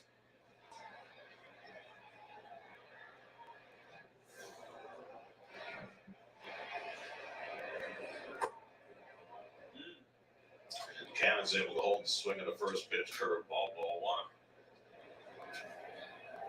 1. Bolico, they're not doing that. The only, really close to coming up to the majors is Tidwell. And I don't know if the Mets are going to bring him up now. Flies this one down the right field side, foul. 1-1. Right on the end there. And that ball sunk, but it was up. You can see. Yeah, Tom, I don't think they're going to get rid of him just like that. They're going to throw him in the bullpen at the very least. He might be in the back end of the bullpen and might do mop-up duty for a little while. But I would not be shocked if he gets one more start against Oakland to try to face him against a bad team. Because, I mean, the Marlins do have decent offensive players. Oakland really has none. Try to get his confidence going against Oakland. They might do that, but I would not be shocked if they pitch him against Oakland. Jake, never say never. It's like Seltzer with an extra M in there. Seltzer. 3-1 to Canna. Tanner Scott. Ichiro, no, we didn't. We didn't focus on the pitching in the draft. We drafted a shortstop and a catcher at the top of the draft. Goodbye. Get out. All right, that's another run. Go, go, go, go, go. Come on, Pete, you got to run your ass. I thought that was gone, guys. 2nd and 3rd. 2 outs. Damn, I thought he hit that hard. He got on top of that ball. End of April, PA. That's the goal. Wow. I thought kind of crushed that ball. Right down the pipe. He got on top of that ball. A little bit of he definitely got on top of that. I don't know if he gets there, but I'm good for it. He might. I just find it interesting. Alonso running here. South by 4 once he got to third. If he had played that correctly and made a play on the ball, he had a better chance of scoring. Alonso could have went. All right, so they're taking Garrett out of the game. A little shocked by that, but Skip Schumacher's on his way out to the mound. Jeff McNeil is coming up, and Garrett has. All right, Jeff McNeil coming up. They're bringing in another lefty from the bullpen. Skip makes the move here. Is he going to make the move? Let's see. He's got another lefty, Tanner Scott, up in the bullpen. He's taking his time deciding. Well, he doesn't have to decide because Jeff Nelson's not the mound yet. Now he's coming to the mound. Nelson's talking to Chris Siegel, the second base umpire for some reason, and now they're going to bring the lefty Scott into the game. So the Mets have been runners in scoring position in every inning but one. A chance to catch some more here. 6-2 Miami in the fifth. All right, so Garrett's coming out, bringing in another lefty to face Jeff McNeil. This is an opportunity for the Mets to get right back in this ball game. Again, it's we act like it's the 8th inning. It's only the 5th inning, guys. We got a lot of baseball left. Again, Marlins can score runs as well, but the Mets bullpen will be coming in. The Mets bullpen has been extremely solid this year.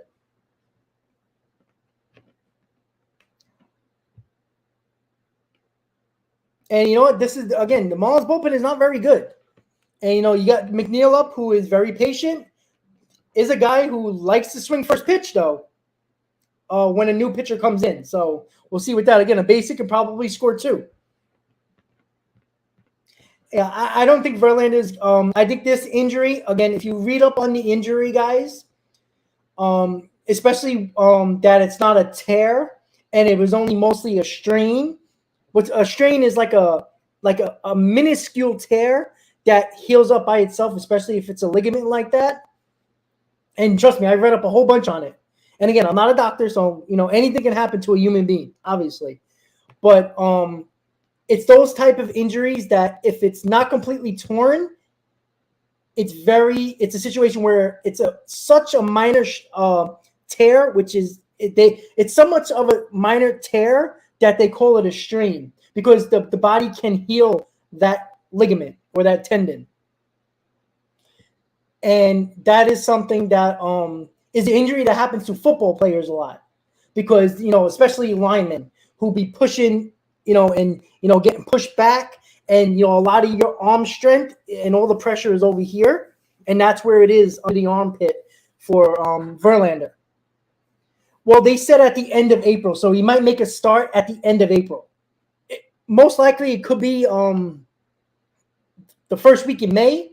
But again, right now, you don't want to force him back if you don't have to, right? All right, so Jeff McNeil's coming up. 2nd and 3rd. 2 out. 6-2 Marlins. Bottom of the 5th. Scott is the lefty on the mound. Tanner Scott. Come on, Jeff. Today. Both against the left-hander Garrett.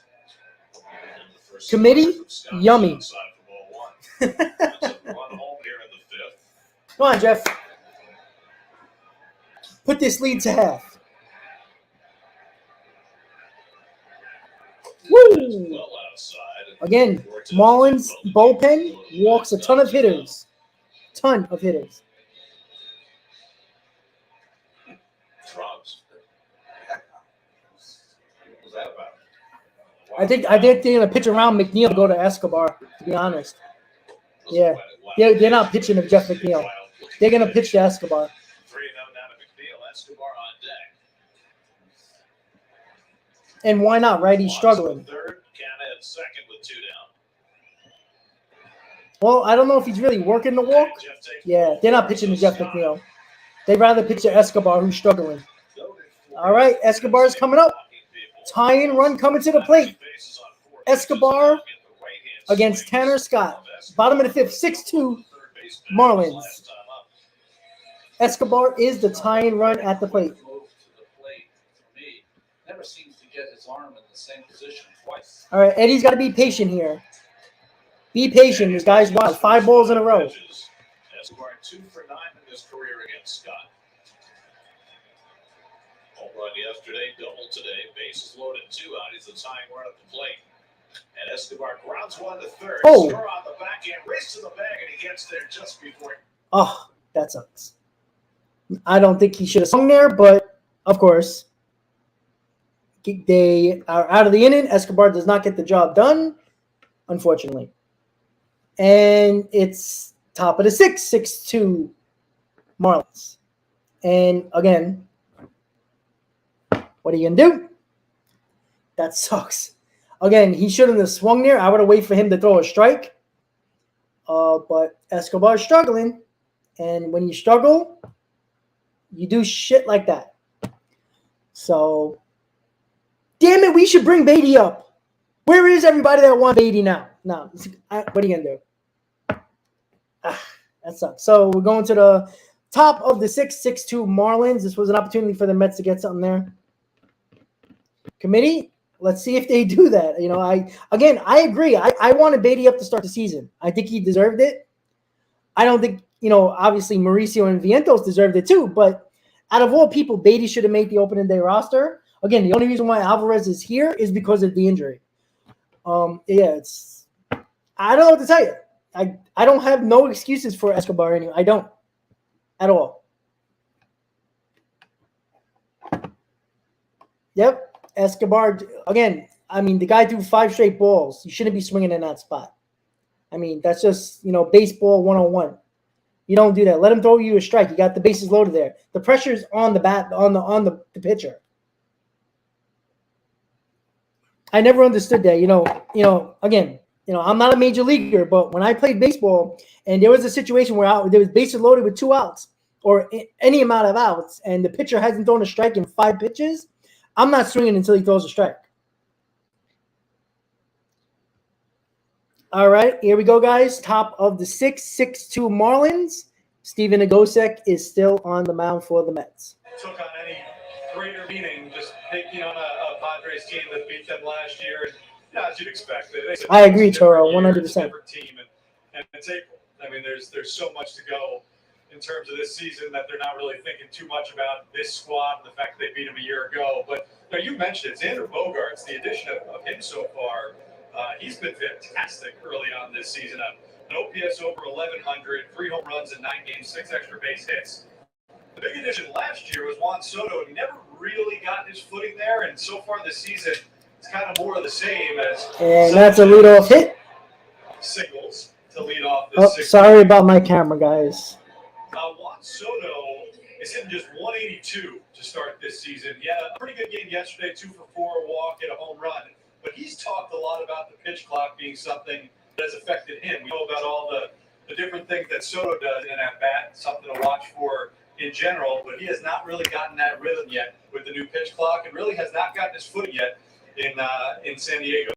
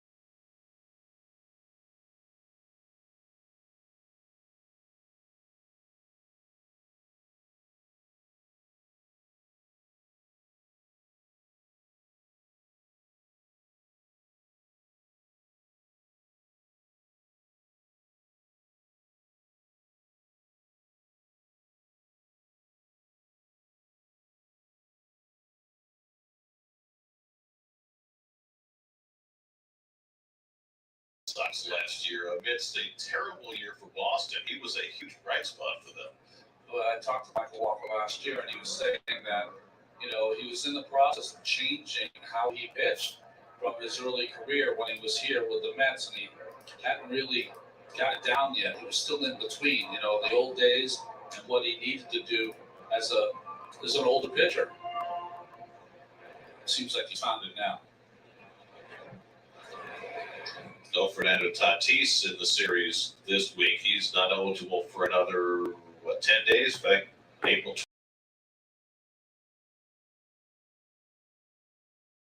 20th is down for the second out. So Nagosek gets his first strikeout. There are 2 out of the inning.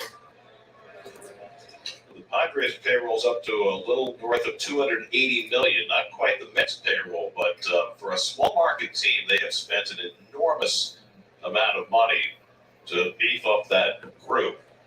Not just the additions, but the long-term contracts that they are There we go. I'm back. carrying right now. Sorry about that, guys. Tatis and Bogarts. I mean, that's just massive amounts of money and years on that infield. Although I guess Tatis is now technically an outfielder when he finally comes back. John Birdie had a base hit, stole a base, and scored a run his last time up. And the Gosa comes up and in 2-0. I think April 20th is when he comes back. Listen, the guys that are struggling through April will hate the pitch clock. We'll tell you that. And the guys that are doing great will be, boy, that pitch clock's great. Got me right on time. You know, when everybody starts playing night games regularly and guys start getting home a little earlier, everybody's going to like the pitch clock. Right? I mean, the half hour, less time means that the players like Lindor who play every day will be on their feet 80 less hours. Absolutely. I think it's going to make differences in terms of load management, right? Yeah. Guys will be able to play more games. They'll be stronger. A takeoff early by Sanchez, and he steals the base standing up. Nagosic. I don't know if he heard them yell, yelling for him to step off, but he didn't. And Sanchez steals the base. That ever happened to you, Ron? Where someone took off early and you just were fixed it? I agree, Studs. That's exactly what I said. Not like that. 5 balls in a row. You don't swing. Let him throw a strike. The pressure's on the pitcher there. And the goal strikes him out, and we're going to the bottom of the 6th. Mets trail 6-2. I'm going tomorrow, Studs. Committee, I've been talking about Tidwell for 2 years now. I like this kid a lot. I've seen him pitch a couple of times. 1 time during a game. 2 times during a game. And 1 time on the backfield against guys like Alonso, Lindor. He's got nasty stuff. Now, again, he still have to his curveball has a little bit of work. But Tidwell, I think is going to be pretty damn good. Now, again, that doesn't translate all the time. You just never know. But he has really good stuff. At this moment, we don't need him in this rotation yet. I mean, we might. You never know. But people were talking about Tidwell earlier in spring. The kid got good stuff. His curveball probably needs some work. But his fastball, changeup, slider is pretty on par with what you think a major league pitcher should be throwing. Maybe they'll not really make throw his curveball a lot, but if he develops a curveball, at least a good one or a decent one, I think he could be amazing. Now, again, I don't think he's going to be an ace of a staff. I think that's why the Mets, the big reason why they signed Kodai Senga, because I think they believe he can be at least a 1 or a number 2. And at the moment, he looks like a guy who can be a number 2 for sure. But I'm not sure if Tidwell can be that number 1. I think he can be a really good number 3 and possibly a number 2.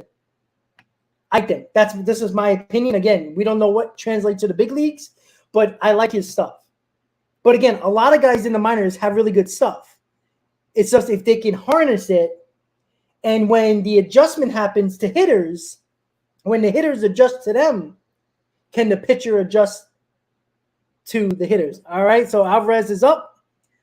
Bottom of the 6th, 6-2 Marlins. But with an opposite field single in the 2nd, struck out with 2 in scoring position in the 4th. Mets have had tons of opportunities in this game. They've left 8 men on base in the first 5 innings. And they've got 2 for 10 with runners in scoring position.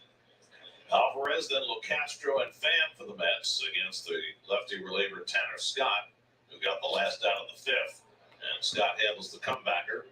Send him down. He's done. Let's check in with the studio for a game break. Gary Apple is there, brought to you by your local Honda dealers. I agree, Studs. This is the same team that had a lot of comebacks last year too. And that was with not a lot of home runs. Now I'm not saying they're going to come back today. I mean, that happens. But let's go. It can happen. I mean,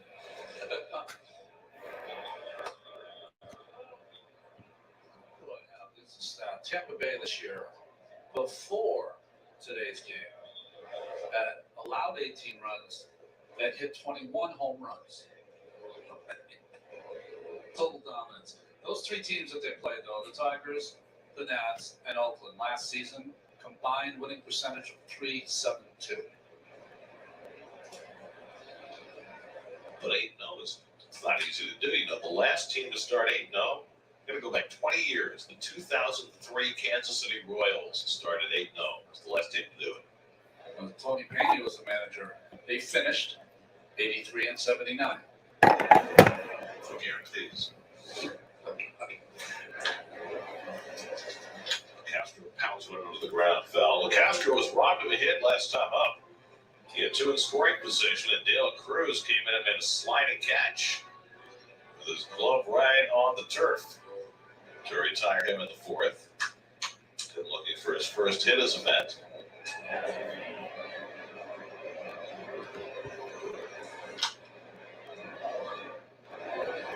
You know, guys, you're talking about the Rays. I think every year we're all kind of in awe about what they're able to do with such a low payroll. And, I was talking to John Curtis, who had his breakout season, one of many people that had his breakout season with the Rays a few years ago. And he said the misconception is that it's these crazy analytics that they have that nobody else does. He said everybody's got analytics in the game. The Castro strikes out, 2 outs. So what they do differently than every organization is they simplify the game, they tell you what you're good at, and they are incredible at communicating that. They have you focus specifically on just what you do well. Do that well often. And he said that's really the big difference. It's kind of, I mean, we've heard that. We talked about that a couple of years ago as well. But that's the echo in the game. They're unbelievable at pinpointing what players are good at and making sure they do that more often than not.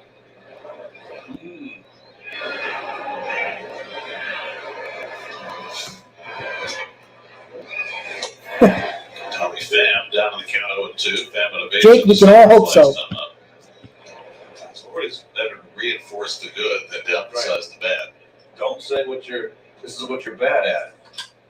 Pham strokes one out to center. Chisholm playing over that way, makes the grab. Wow, they're really playing Tommy Pham in the gap. All right, so 1, 2, 3 for the Mets. Top of the 7th, 6-2 Marlins. Once again, guys, please hit on that like button if you haven't already. The more likes we get, the more this stream gets at the top of the list on recommendations for people looking for this type of content. So once again, guys, 7 o'clock tonight is the Shea Bridge show with me and Hayden. Of course, Hayden from Mets Talk with Hayden.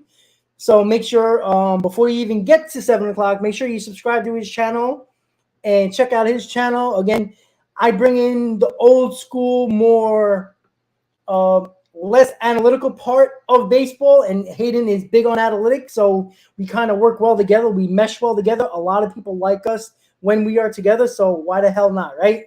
So this is going to be every Sunday, depending on when the Mets play. If the Mets play a day game, we'll do a 7 o'clock show on Sunday to recap the week, the week of the Mets, and then preview the week coming up. And that's what we do on the Shea Bridge show here. So make sure you check that out at 7 o'clock tonight. I do that a little later because obviously the game is in the 7th inning, and it's probably going to end around 4:15, 4:30 if the Mets don't come back. On this channel, Jake, it's just a new show that's going to turn into a podcast on YouTube because YouTube got a podcast thing. So we're going to turn that into YouTube. Well. Good for him. I wish I looked that young. He's an adult. He's 21. All right. He is allowed to drink. All right. But he does know what he's talking about too. Again, I'm not bringing nobody on this channel that doesn't know what they're talking about. Hayden's fine. All right. He's more than fine. All right. First time I met him in person, during spring training. But again, I've talked to this since we talked for the first time when we both checked out our channels. What was it, about a year and a half ago? He knows what he's talking about. All right, so 6-2, top of the 7. The Ghost still in, saving some innings on the bullpen. He's got 2 hits today. Single to right, single to left. He's scored 2. He's driven in 1. He's stolen a couple of bases. And he had a major upset. Ramon, I don't know. Strikes. I don't know. Called against him in the 3rd. I thought he should have started the season with this team. It's a full day. I don't know. I can't answer that. I'm not in the rooms when the Mets have meetings with the front office and the managers. I don't know. You guys were making a point off camera that he's thrown a lot more fastballs today. So I'm liking the signs that I'm seeing with Francisco Alvarez. Defensively, has been very good blocking the ball for catching today, blocking balls, framing pitches, things that they said that he needed to work on. So he looks good so far. Speaking of Trevor Williams, you saw he pitched well last night for the Nats, but 5 1/3 got the win against the Rockies. I agree, Borico, 100%. Up in the bullpen for Miami. Every day it seems like the Marlins are rolling out somebody who pitched the day before.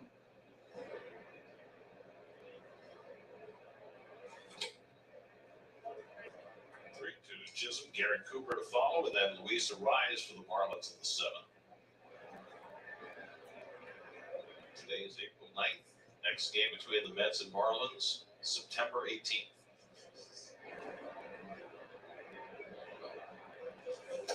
Strike 3 call. Chisholm's going to get thrown out.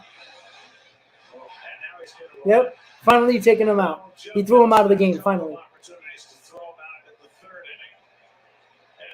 Chisholm decided to park again at the 3rd strike call. This time he finally got a run.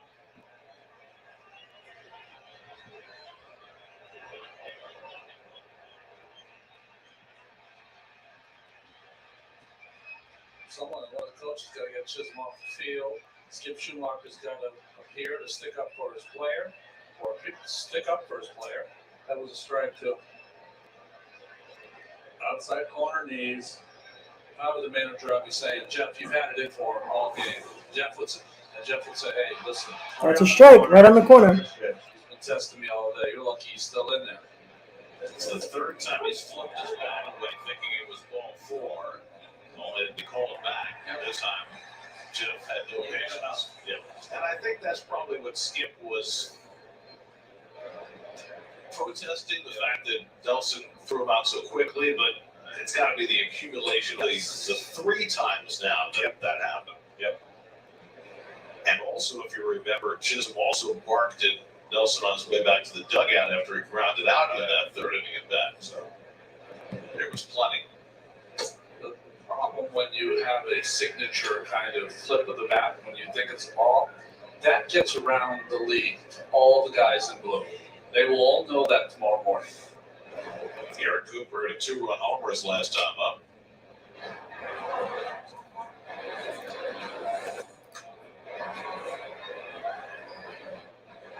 Cooper's home run was his 3rd of the year. All 3 have come against the Mets, 2 of them in this series.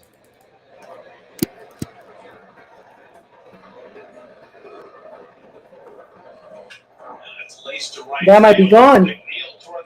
Off the wall. Is he going to throw him out? Let's see. And it's a double for Cooper. Cooper has just been tearing up the Mets this season so far, man.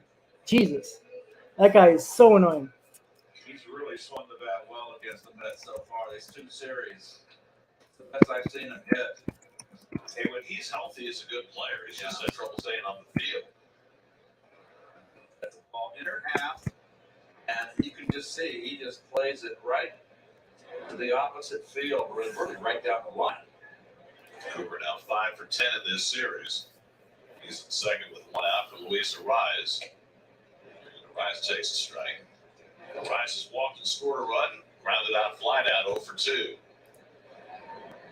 into the day as the National League's leading hitter after leading the American League in batting last year.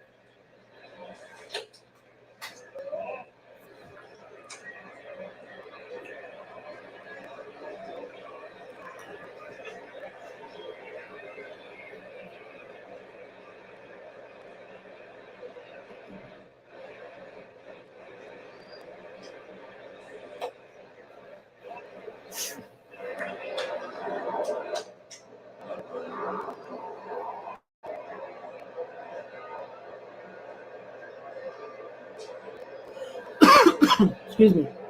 Cooper in second with 1 out, and he gets Try I off at second, but didn't get him. That's it.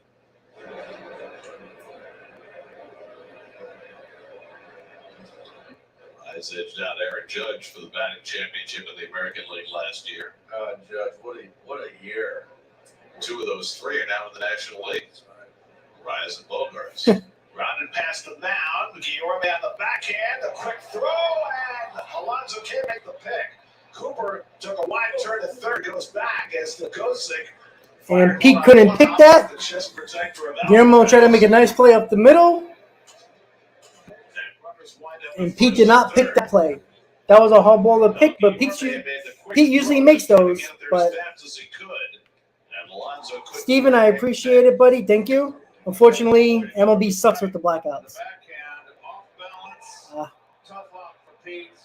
That was a rough one for him. Come up a little too quickly, but Pete usually makes those. So. And that was great play by Alvarez to get in front, keep that in front, because it would have been a run scored. No one behind him. All right. Let's see what's going on. Speaking of plays at the plate, how about the Travis d'Arnaud injury? Pitch and mound. Mound visit from Hefner. First and third, 1 out for the Marlins. 6-2 Marlins. Olsen throws home. D'Arnaud has to reach for it. Odor comes in standing for some reason, and his elbow goes right into D'Arnaud's head. Ball goes to the backstop, but Odor never touched the plate. And the second runner scores, and then Odor goes back to touch the plate, but the run can't count. That's right. Because the second run already scored. I'm not sure I've ever seen that one. I have not. The second run, in reality, has passed the runner.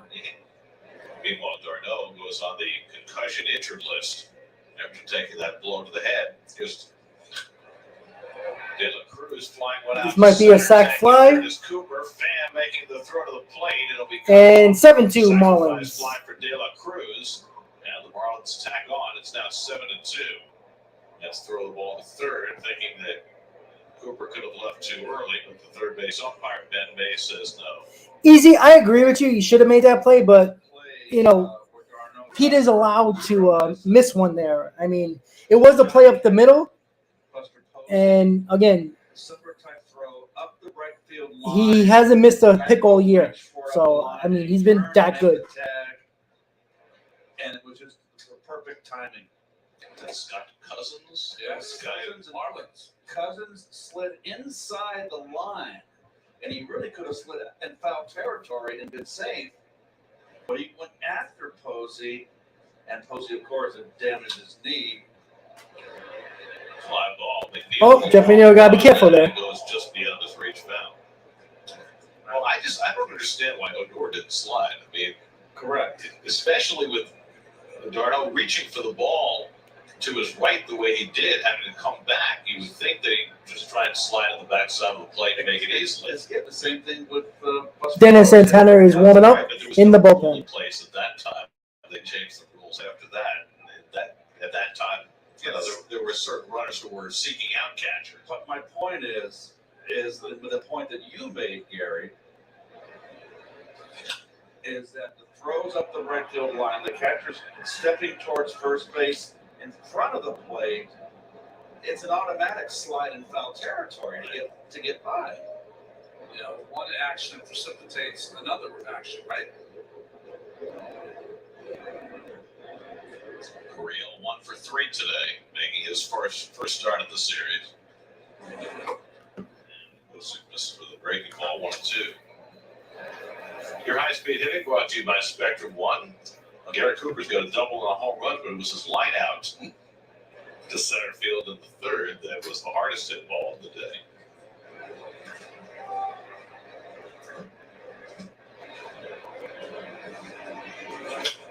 Real fouls away a fastball.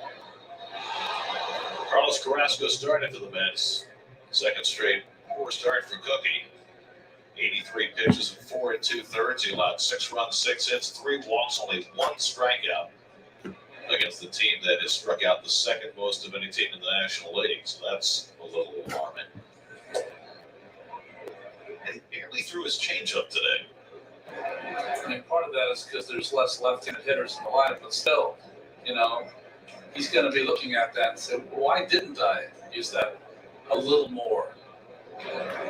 Michael, how you doing, buddy? Pitch from Nagosic to Gurriel. Popped it up. On to center field. Pham, who's playing toward right center, has to run to left center to get And the inning is over. Going to the bottom of the seventh, 7-2 Marlins. Mets come to bat 3 more times, see if they can get some runs and try to get back into this ball game down by 5. Left a lot of men left on base in this game. Yeah, committee. I mean, did anybody expect Dominic Smith not to do well? Again, there's no pressure in Washington.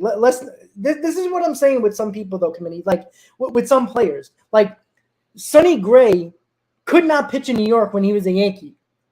Now he's out of New York and pitching well again. You know what I'm saying? Like it's just certain players, like Dominic Smith. Everybody was so excited about how good Dominic Smith was. Yet it was during the pandemic year when, let's be honest, no fans, 60 games, not even a half a season. And then in 2021, pressure was on him because he got denied. He got opportunities, he failed. I think playing him every day probably helps, but he wasn't going to play every day with the Mets, unfortunately. He probably wasn't going to be the everyday DH either. So, now I agree. I like Dominic Smith. I thought he was a perfect guy, but again, he played first base, unfortunately. You're not going to substitute Dominic Smith for Pete Alonso, unfortunately. And, Dominic Smith, when he got the opportunities last year, didn't get it done. And then when he bitched and moaned that he didn't get playing time, the Mets sent him down. But when he got opportunities, you got to perform. He's not the only player in the world that wasn't a starter, and when they got playing time, when you get a chance, you have to prove it and show it and get the job done. You're a professional, no matter what position you're in. I know it's tough, but you know what? He gets to play every day in Washington. But let's be honest, guys, there's no pressure on him at all. The Nationals are going to lose 100 games. There's no pressure to win ball games. So the stats are probably going to be good. John Christensen is the on-deck batter.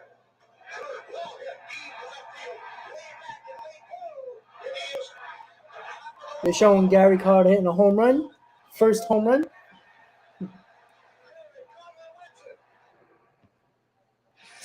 Yesterday would have been Gary Carter's birthday. That was his opening day moment, 1985. His 8-year-old, the Yankees don't affect me at all. They have nothing to do with my division.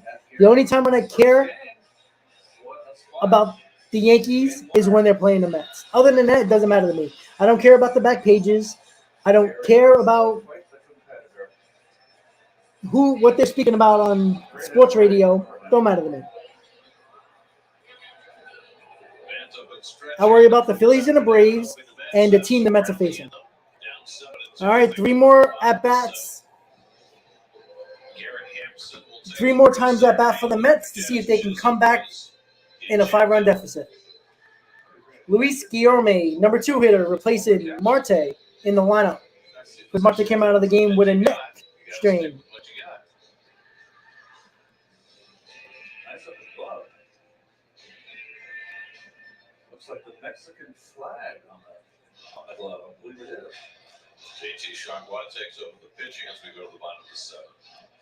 I mean, Michael, J.D. Davis is batting 200. Like, let's not act like he's batting 350 with 6 home runs. But again, I already said with J.D. Davis. I do think that if J.D. Davis was the everyday DH, I think he would hit a lot more. That's why you don't platoon DHs. It doesn't work. Field signal in the 3rd into a fielder's choice and scored in the 5th. Didn't start the game. He came in with Starling Marte was hurt. Suffered a neck strain. Sliding into third base on a stolen base. Oh, Luis. Ground ball should be 1 out. Handled by Segura. Wow.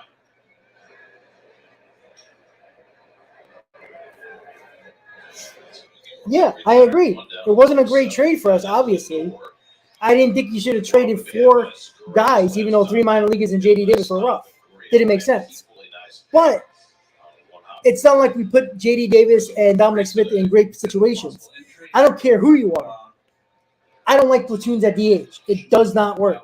All right, so trainer's coming out to check on the pitcher. I don't like the body language from Sharp. Well, yeah, he admitted it, but still. I don't think anybody agreed that that was a good idea to do that. There was other better options out there. Epler also admitted that he was happy that he didn't trade any of his top 25 prospects. All right, so Chargot is coming out of the ball game with an injury. It looks like a groin injury. So it's going to take some time for that other pitcher to get ready out of the bullpen. So at the time being, you got to deal with me. So it's going to take a couple of minutes here. Mets have been playing a couple of long games here, aren't they? So the Mets are down 7-2 in the 7th with 1 out in the 7th. There is a delay in the game because Chagua,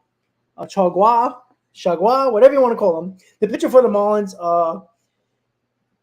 injured himself, and now they give the pitcher that comes in because of an injury all the time in the world to warm up. So yeah, JD had youth and he wasn't expensive. So again, I mean I think the Mets like JD Davis more than Dominic Smith, to be honest with you. But Epler made a panic move. That's my opinion. I think, remember, the Vogelbach trade was about a week and a half, almost 2 weeks before the deadline. And the rough move seemed like it was a desperate move to do something before the trade deadline. That was my issue with Epler. Not now, if he would have made the trade, I don't know, 12 hours before the deadline, I wouldn't have been as mad because there was some thought put into that process then, even though Ruff was a disaster. But I would understand them saying, all right, we think this platoon is going to work. I don't agree with the platoons, but the way of thinking of the idea, and that's why analytics, see, what I don't understand with the Mets, they're not losing analytics with certain things, but they're using analytics to say, well, Ruff has a 900 OPS against lefties, and Vogelbach has an 860 OPS against righties. Yeah, but if you don't play every day, Vogelbach hasn't played in 2 days. But tomorrow there's a right-hander. He will be in the lineup tomorrow. So he sat down for 2 days, seen no pitching, and you expect him to get hits off of Darvish. It makes no sense.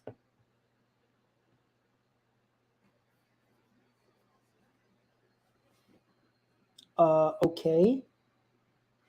And the $245 million payroll of the Phillies are 3-5.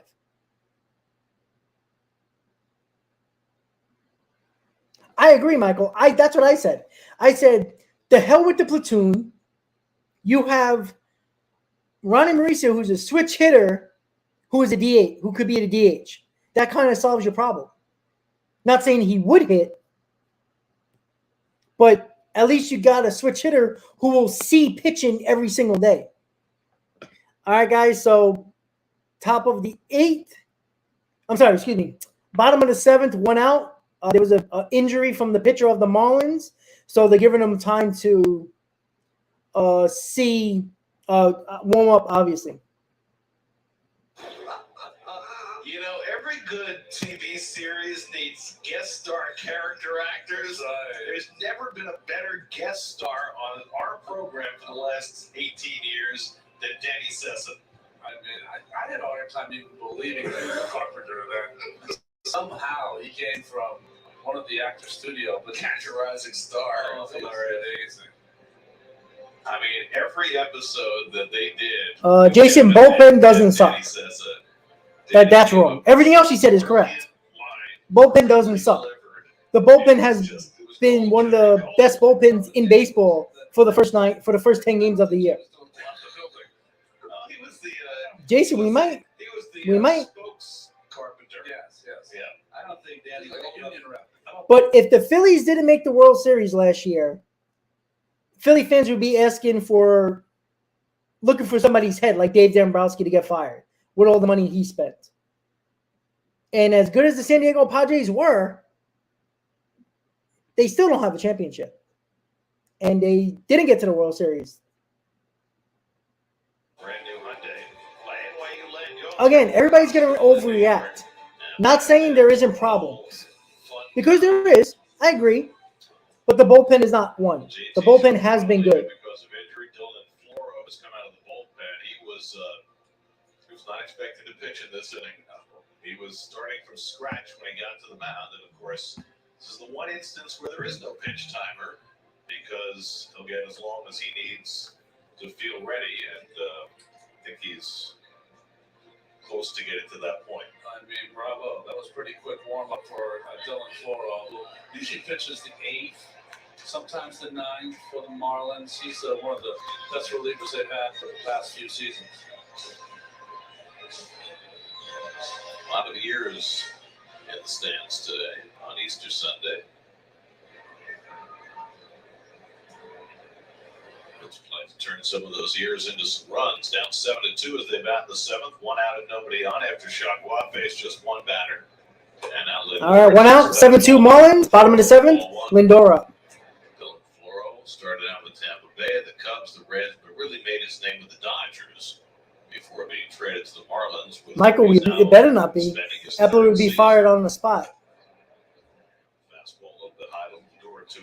One of those trades. Well, Bolicua, technically, the Mets offensively have been better than they were in September, starting this year.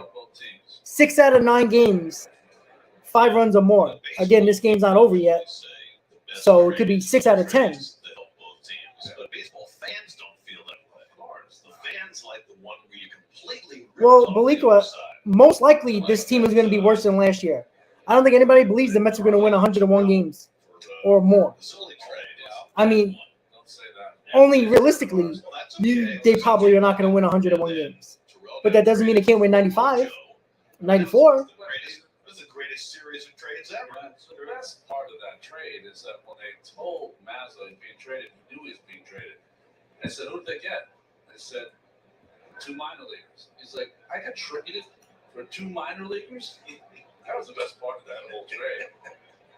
How do you know that to be a fact? Did he say that publicly? Oh, yeah, publicly. Really? Oh, yeah, yeah. Maybe he must have had left when he came back. Oh, I mean, I love that guy.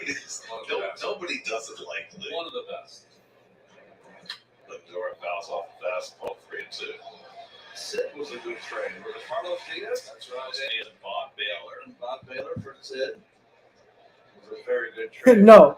Darvish pitches great. I mean, his career, he's pitched great against the Mets. That Allen and Onby for Hernandez trade, that was good. We like that one.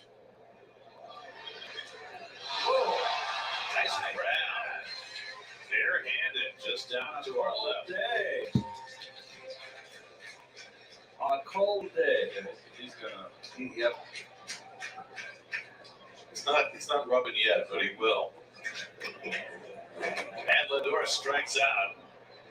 Bad at bat by Lindor. Wipeout 2 outs. slider by Floro, and he strikes out the first man he faces.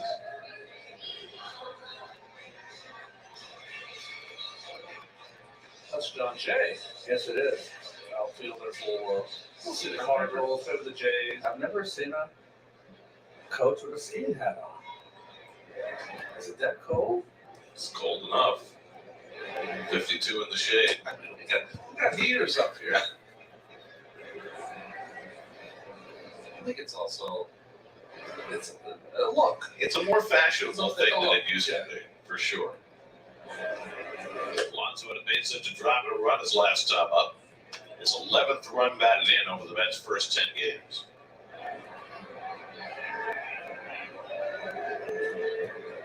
He's 0 for 5 in his career against Floro. Holds down 1 foul.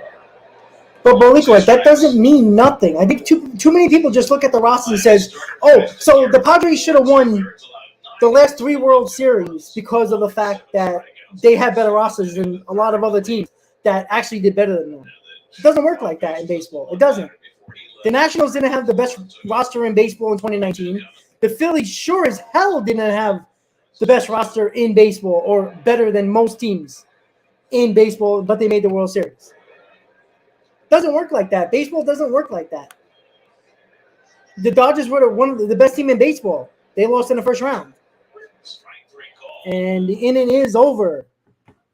Going to the top of the 8-7-2 Marlins, excuse me.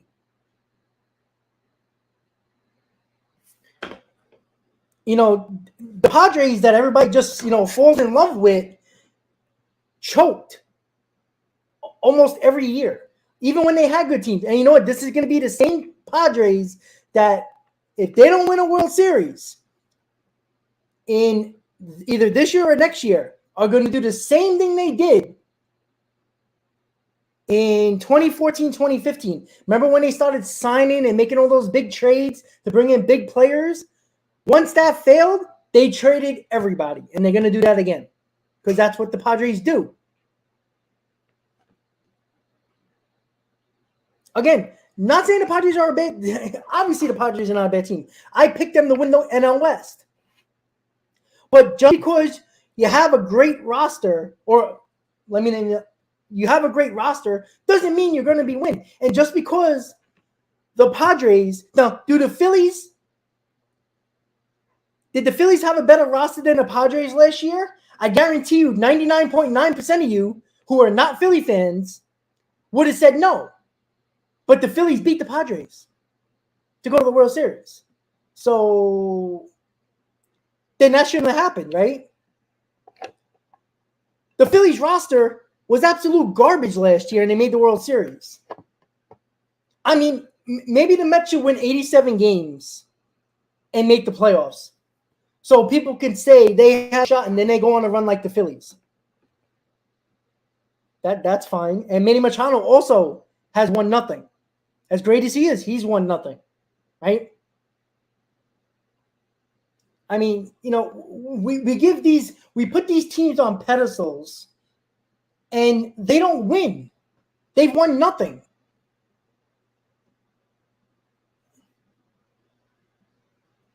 All right, Nagosic is taking it for the team, saving the bullpen. 6 pitches over the 2 1/3. Sanchez had a base hit against Nagosic in opposite field, single in the 6th. That was his first at bat of the game. Took over for Shea Garcia. Well, committee, I'm not going to say they got lucky last year against because they played very well. They completely outplayed the Mets. But we look at 3 games and says, oh, they're so much better.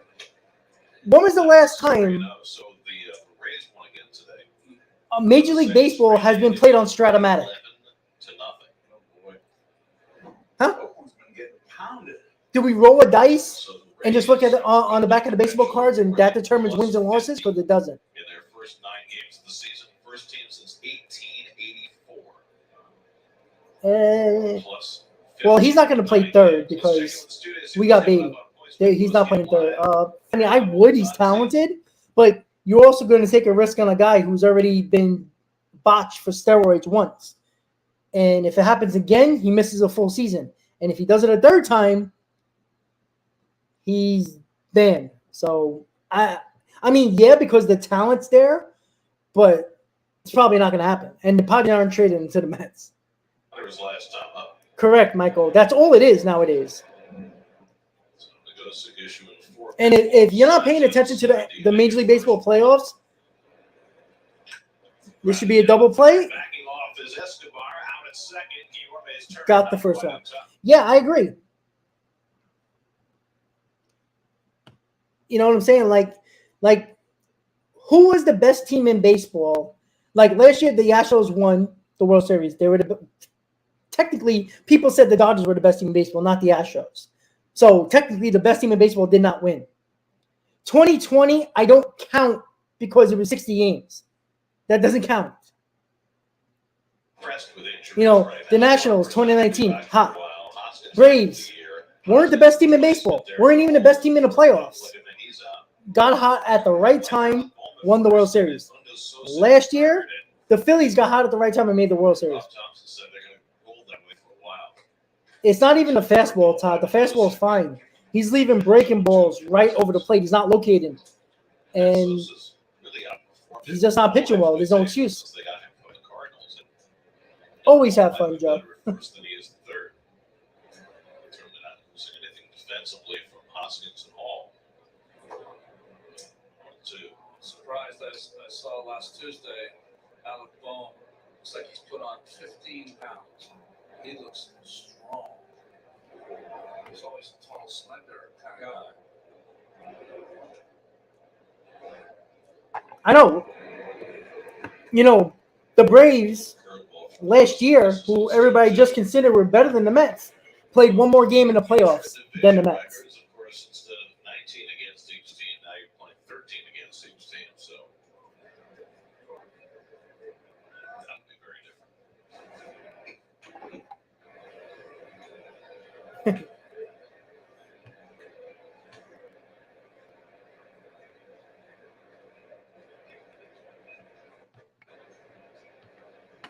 2-2 to Fortes. On the outside Strike three. corner, Nice now pitch. looking at a fastball.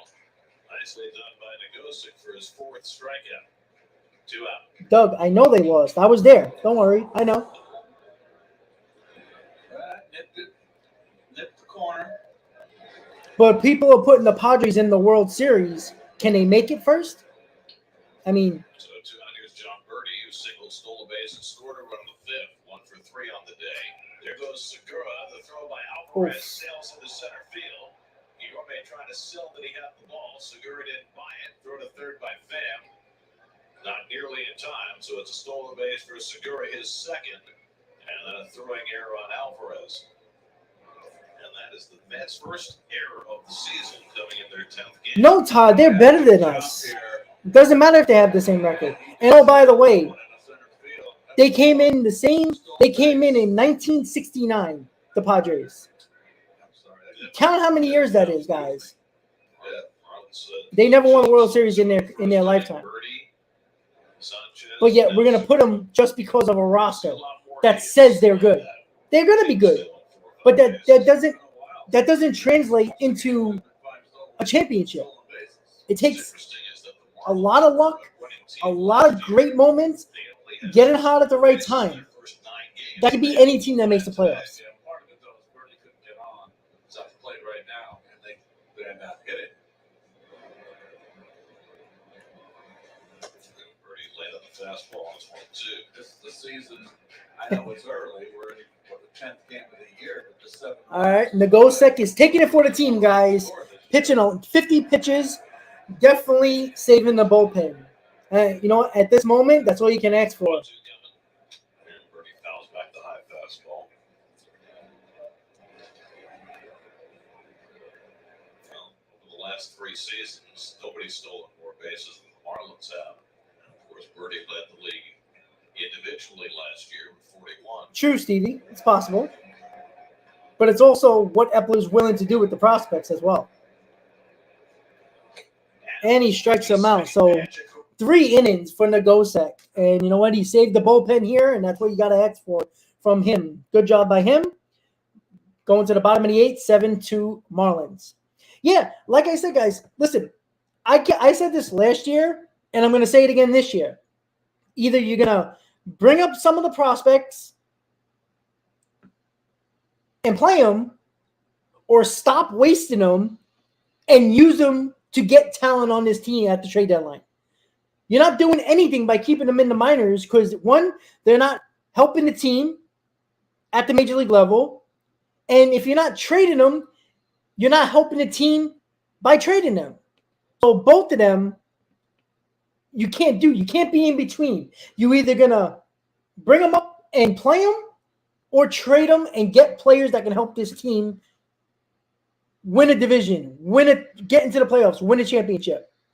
Because teams that have been doing well in the playoffs, not saying just winning World Series, but teams that have been doing well, right? The Atlanta Braves won the World Series without their best player in Ronald Acuna. Why? Because they made 3 trades and they weren't even great players. 2 of those players were the best players in the playoffs, and that was Soler and Rosario.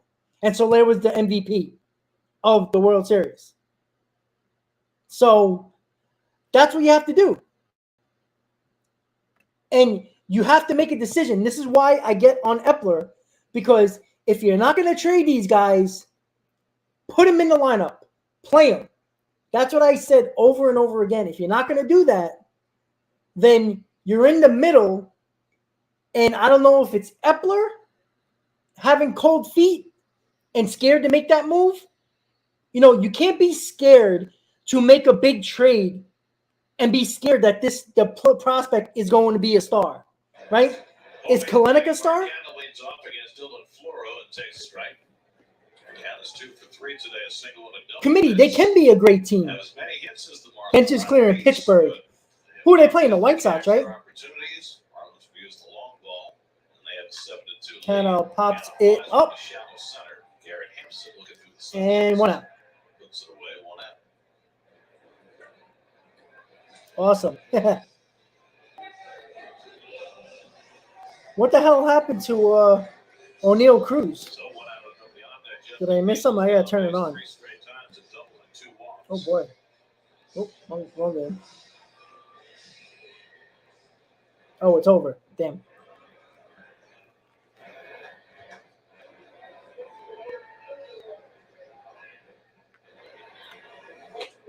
So is anybody calling the Pittsburgh Pirates a great team? Because they're 6-3. They have better records than the Padres, than the Mets, than the Phillies, than the Dodgers. 3-run double, and Cincinnati beats Philadelphia 6-4.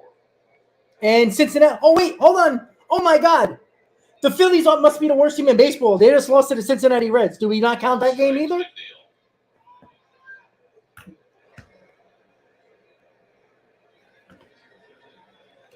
Thank you, Joe. I just saw your...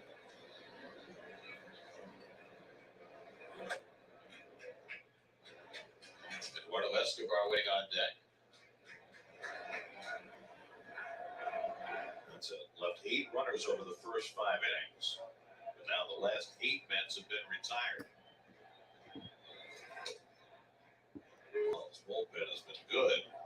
Tanner Scott came in and walked the first batter in the 5th. Well, the Mets have not had another runner. I'm not sure why there was a bench clearing ball. Like, the catcher was doing his job. He got the ball and he blocked the plate. I mean, and McNeil pops it up. Should be 2 outs. Oh, he drops it. And McNeil is on second. And Cruz never had a firm grasp of where that ball was. And McNeil winds up at second base on the air. Wow. Yeah, this was more on O'Neal Cruz not sliding. Yeah, I don't.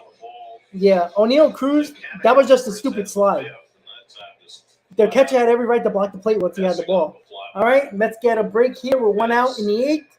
Escobar up 7-2. We're 1 out in the 8th. 3 trips. That's upstairs for ball 1.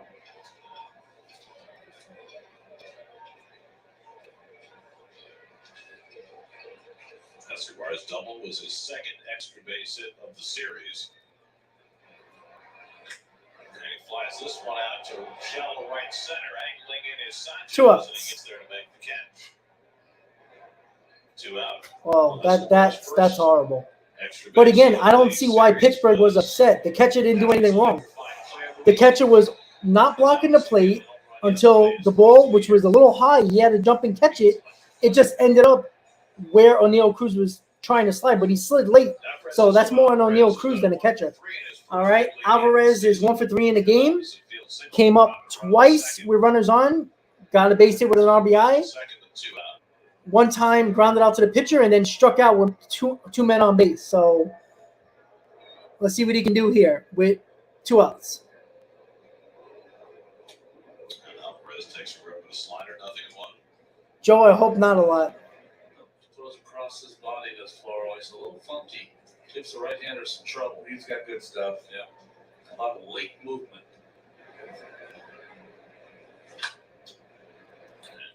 Bolicua, a team that's trying to make the playoffs or coming in with aspirations of winning the World Series, you're not going to do that. Nobody does that. And there's no guarantee that all those 4 guys are going to be good. And if they're not, then what do? You just win 75 games and say, hey, we played the young kids. Doesn't work like that. 0-2 coming. On the outside corner, got him looking at a fastball. And Alvarez strikes out, his second strikeout of the game. Going to the top of the 9th, 7-2 Marlins.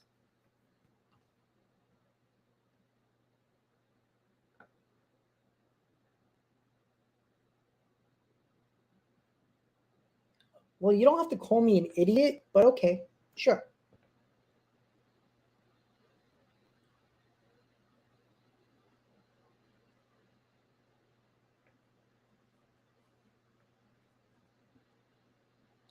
All right, guys, so we're going to the top of the night. Once again, guys, please hit on that like button. And don't forget, tonight, 7 p.m., the return of the Shea Bridge Show podcast with me and Hayden. Of course, Hayden from Mets Talk with Hayden. So make sure you take a second and subscribe to the channel, to his channel.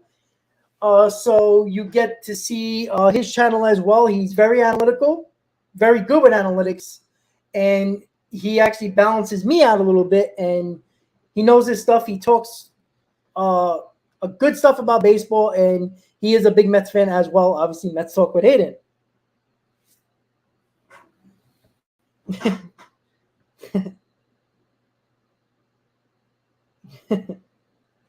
Well, I don't force anybody. Well, I don't know. Look, the problem with people just saying, okay, bring up the kids, let them play. Okay, but that also entails that you are putting all your money in one basket, and you're going to live or die with the young kids. Because if the Mets win 75 games and the young kids don't perform, are you going to complain that the Mets didn't make the playoffs, or you're happy that the kids are playing but we won 75 games? You can't have it both ways. You know, people are just saying, hey, bring up the young kids, thinking that they're going to perform. Alvarez had just as many opportunities as everybody else today, and he did get the 1 RBI, looked good in that at bat, but he also had 3 other opportunities and didn't do anything. So, and then, look, it's one game. I'm not killing the kid, but the way everybody's talking was like, okay, we should have done that.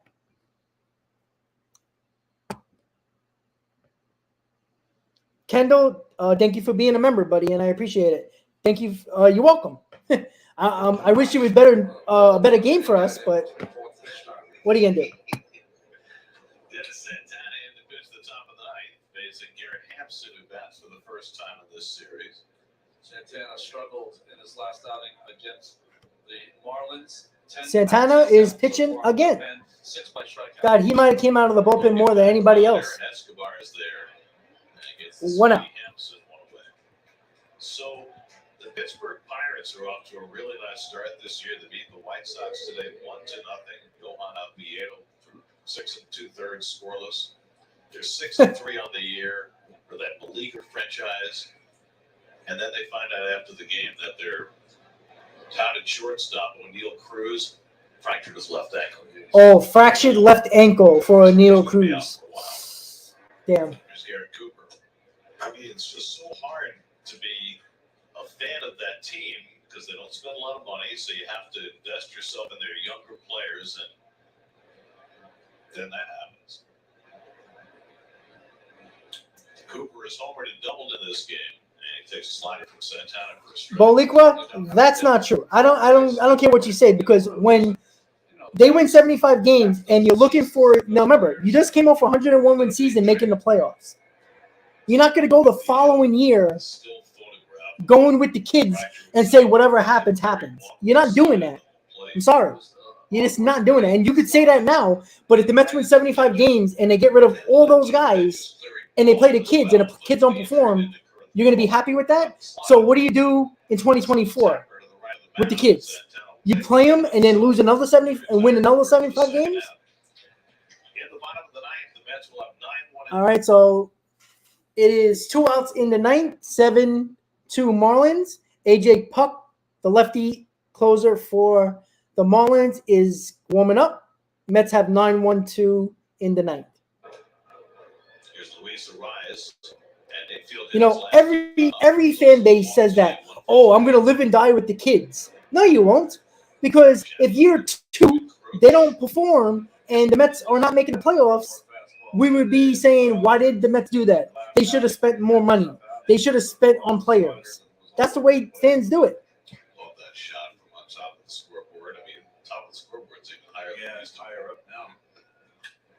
Slapped on the Ball. ground. Backhand play for Lindor. Had trouble coming up with And it. he beats out. It should be an error for Lindor.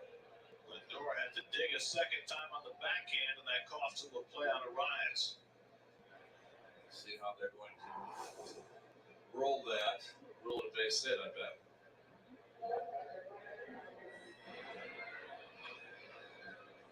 Mets had not committed an error this year until Alvarez was charged with a throwing error. After the stolen base by Segura in the 8th, this one will be scored a hit. So Arias has yet another 2-hit game. 5 for 10 errors. Here's De La Cruz, who's had a rough go in the field, but has looked great at the plate. He's driven Studs, I don't. That's not true either. over to side flies, also walk Like, flies. you won both of those series. You did take 5 out of 7. 10 hits in the game. Fastball in for a strike, and it's 1-1. Rise now 14 for 24 versus the Mets this season. That's good, right? But you don't do that when you have aspirations of a championship. You don't do that. That's the problem. You won 101 games last year with the kids not up last year. You're not going to put in all the kids the following year and say, okay, let's see what happens. You're not doing that. It doesn't work like that. Right season.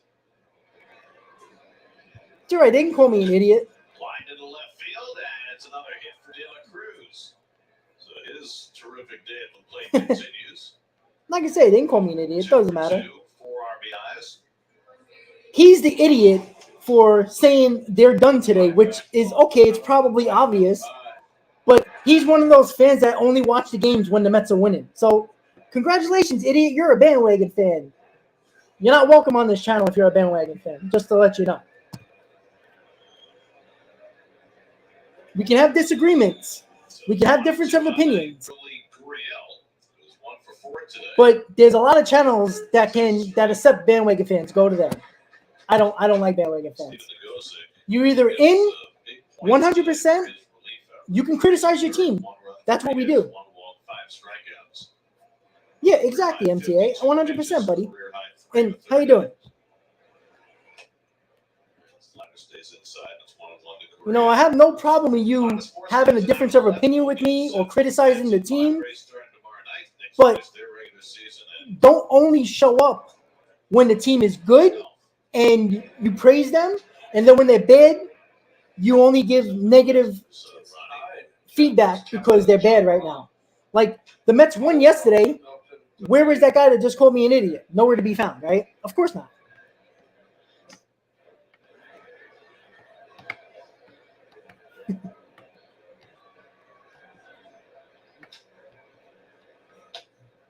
Slider in for a strike, 2-2.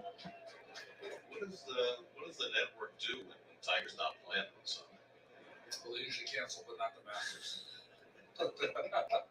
30 holes. All right, so 2 outs, 2 on, 9th inning.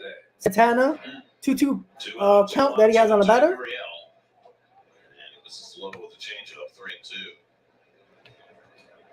Santana retired his first 2 hitters. Now he's giving up 2 straight hits. And both those runners will be in motion now. Arias and De La Cruz with 3-2 and 2 out. Hello, Hayden.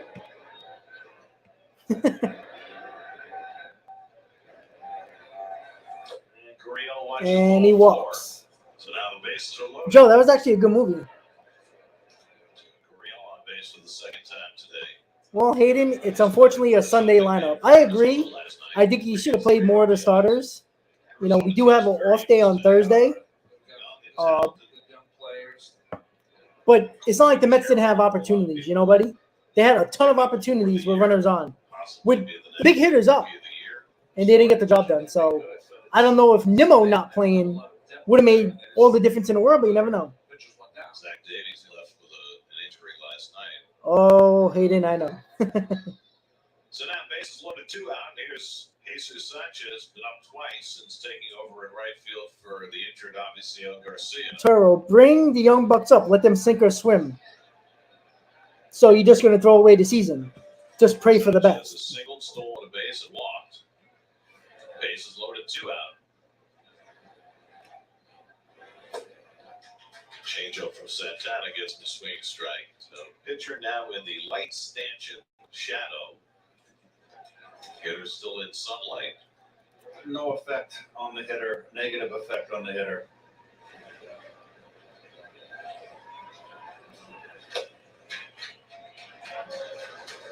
Ooh, definitely Art Howe.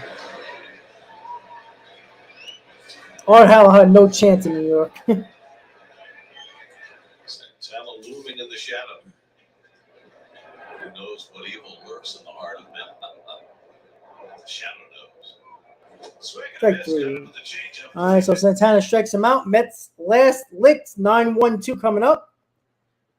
In the ninth, Mets down by 5 with A.J. Puck, the lefty, coming in to close out the game for the Marlins.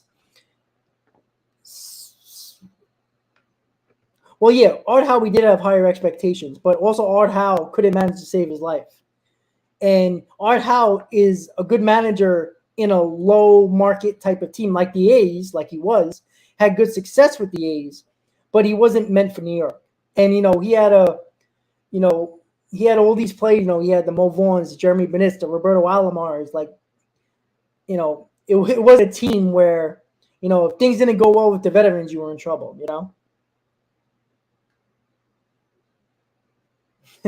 Hayden can only hope. Yeah, exactly. He was hired because of Oakland, because he had good years with Oakland.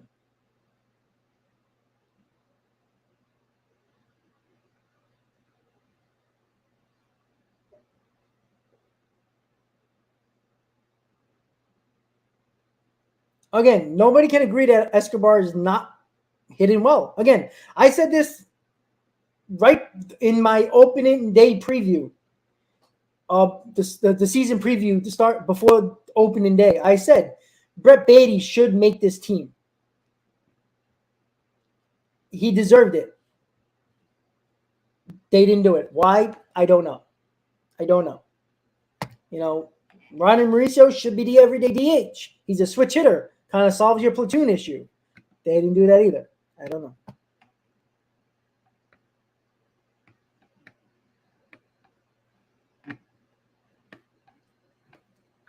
Yeah, Beatty should be back soon, day to day. But when he's back, again, he should have started the season with the Mets. I agree with that. But, people are just assuming that, the same people who want the kids to come up are the same people that will bitch and moan when the trade deadline comes around. The Mets don't do nothing because they didn't want to trade the prospects. You can't have it both ways. If the prospects come up and they fail and don't do well, not only do they hurt the team at the big league level, but they also hurt their trade value. And then where are the Mets? In no man's land. Beatty did play today. Thank you, Dolph. Thank you. I appreciate that. So he's back. Let's see if he can stay healthy. That's another issue too. He's been both times, he came up last year, got hurt. Swung the bat this year, got hurt. He also got to stay healthy. All right. Is the comeback happening? Tim Locastro going to start it off for the Mets in the ninth. Down 7-2. Field to Robin with a hit. Bucks first fastball in for a strike, 0-1. Joe, I said that already. 6'7". I already said that. Lanky and throw hard.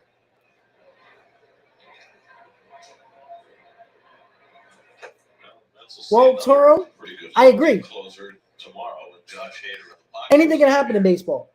Hader's been perfect so far this But year. 3 don't tell that to some people who believe that if you have a great roster, you're going to win the World Series because, ground ball, that's going to be a base hit. Hey, leadoff man on in the ninth. Error by Segura. Come back. I feel it. I don't know if I feel it yet. How about this? Last year, down by same amount of runs against the Phillies last year, it started with Marte beating out a play at first, just like LaCastro just did. If people want to bring up bad things about last year, let's bring up some good things about last year to benefit this team this year, right? Because the only reason why people saying this team is a bad team is because of September, not because of any other reason. Because it really doesn't matter this year what happened last year. But if you want to bring up last year and use it to bitch and moan about this year, what about that Phillies rally? Let's see. Tommy Pham up at the plate.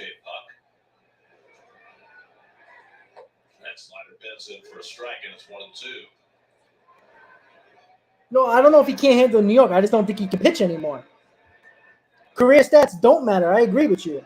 But if you're not going to bring up Borgia, if you don't want to bring up career stats for the players that are up now with the Mets, don't bring up AAA numbers for prospects because that is the same concept. There's no guarantee that they're going to perform. And Pham strikes out. 1 out. So Puck takes care of Pham for the first out. We did beat the Marlins, though. Okay. Again, if the Braves beat the Nationals 2 out of 3, should we take those 2 wins away? The Phillies beat the Reds yesterday, the first 2 games of the series. Should we take those games away? The Rays won all their games against teams that are going to be the worst teams in baseball. Should we take all their wins away? I don't get it, guys. That doesn't make sense. That's the Padres tomorrow night, 7:10 first pitch. Max Scherzer, Darvish. Luis Guillermo pops it up. Third, who's going to get it? Segura backpedaling, coming 2 across outs. the shortstop Birdie, who makes the catch. Now that's the second out. Last out for the Mets Mets. are down to their final out of the afternoon. It's been a rough day at the plate for Lindor. 0 for 4 with 3 strikeouts.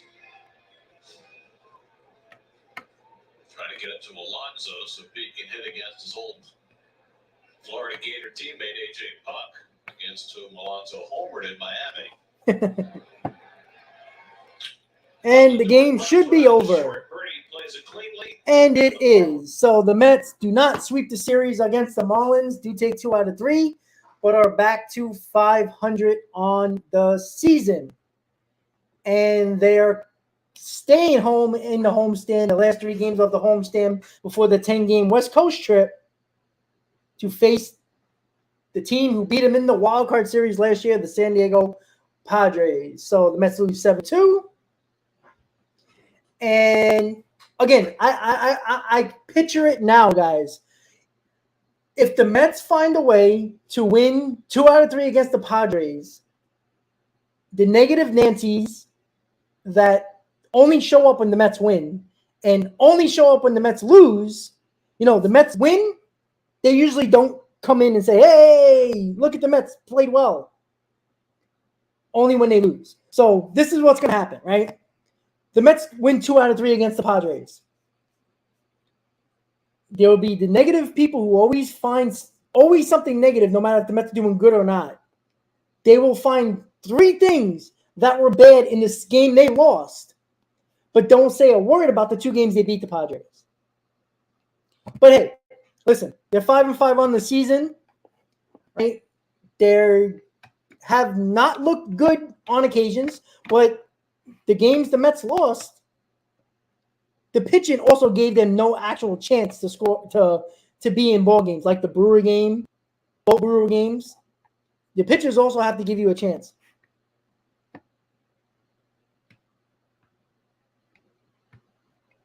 Boricua, well, yeah, I agree with that 110%.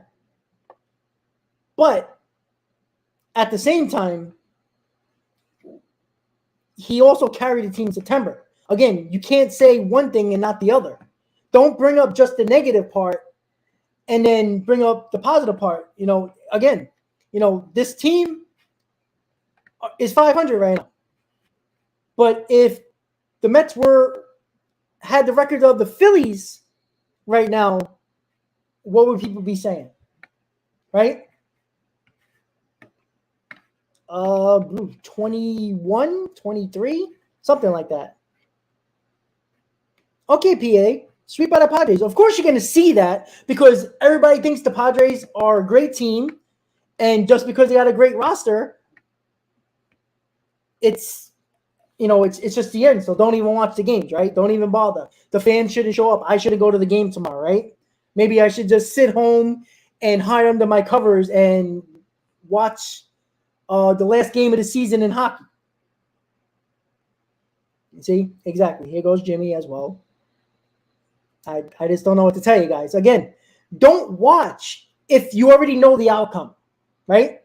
Because I didn't know. I don't know. Do you guys have like a crystal ball or, tarot cards, or you've been to the future and know that the Mets are going to lose against the Padres? Or that's your opinion.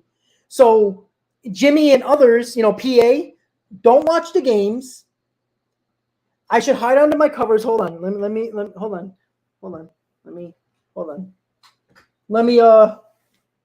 not watch the games and waste my time. Maybe I should not even have an off day. Maybe I should go to work. Because there's team, right? The Mets started off hot last year. Yet the same people who are saying, oh, they're going to get swept by the Padres are saying, well, I rather would have had a bad April instead of a bad September. That's the same people that said they're going to get swept by the Padres. So you can't have it both ways.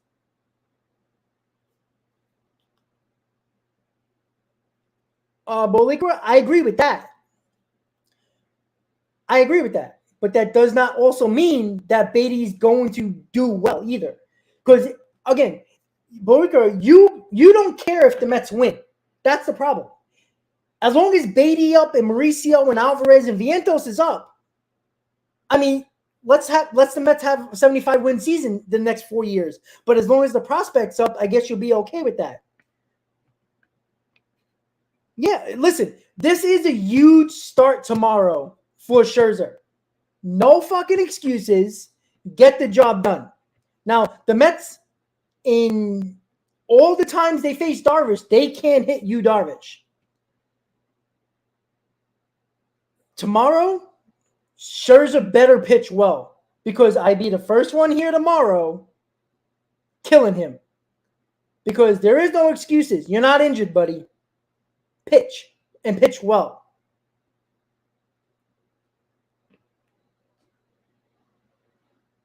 Jimmy, you never know. Like I said, right? Nobody picked the Padres to beat the Mets in a wild card series, but they did, right? Right? If it wasn't for the Mets having a bad September, if they would have had a good September and the Braves still won the division, people would have still picked the Mets over the Padres in the wild card series. There wasn't a lot of people that picked the Padres. The only reason why people were down on the Mets was because what they did against the Braves and what they did in September. Oh, YT, that might be a possibility, Again, we don't know. Again, the Phillies had the worst defense and the worst bullpen all year. Yet they made the World Series. That's not a way to write up a championship team or a World Series, a team that makes the World Series. It makes no sense. But guess what? What did they do? For 1 month, they got hot. 1 month, they got hot. Right? The same way the Mets got cold in 1 month, the Phillies got hot in 1 month. 2015 Mets didn't start getting going until the end of July when they made that trade for Cespedes. Right?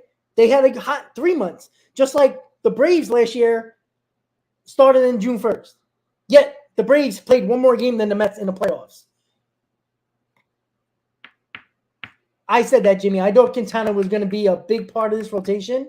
Not that he was going to, pitch like, Cy Young, but Quintana would have gave this rotation some innings, saved the bullpen a little bit. He would have been a quality pitcher, and we're relying on David Peterson right now, who is a hit or miss. He's either going to throw strikes or not. If he don't throw strikes, he's in trouble.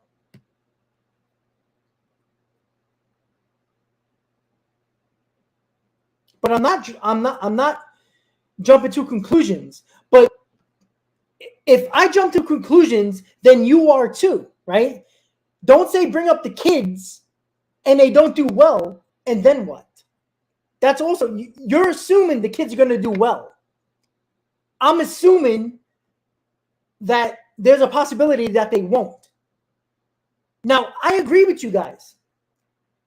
There should have been at least one, possibly two guys that should have been up to start the season, and that's Beatty and Vientos.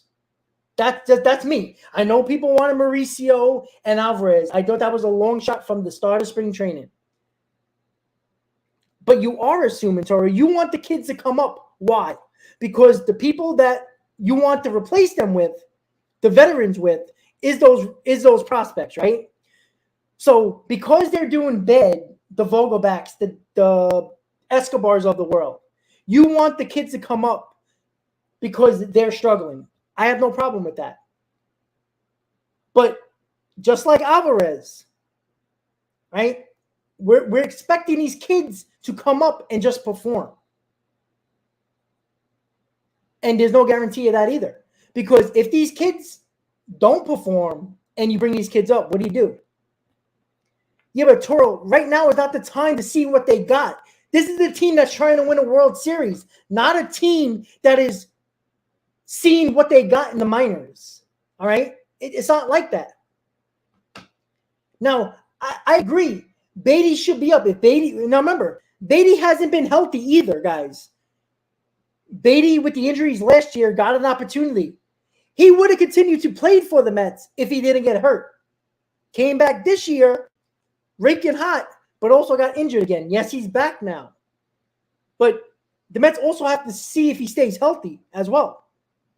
Okay, Toro, so you send them back down. You send them back down, and guess who's playing again? The same guys you wanted to replace them. The guys that you wanted to replace. They will be back on this team, playing again every day. So what are you going to do? You know what I'm saying? That's the issue. Jimmy, no, I see why the Mets put Locastro on this team because, you see him as like a guy late in game. You need a base runner. You need a fast guy on the bases. You put him on. That's what I think. So, but again, Toro, you just said it. You send them back down. Okay, so if they're bad, say if you bring them up tomorrow, you bring up Beatty, you obviously play Alvarez, you bring up, I don't know, Vientos. How about if they all struggle through the rest of the month, say a month, the middle of May, excuse me. What do? You send them back down as Toro wants, right? Well, guess who's going to replace them? Vogelback, Escobar, Nito. Well, okay, but with Escobar, Vogie, Canna, and Carrasco last year, they won 101 games. You're taking everything in for September.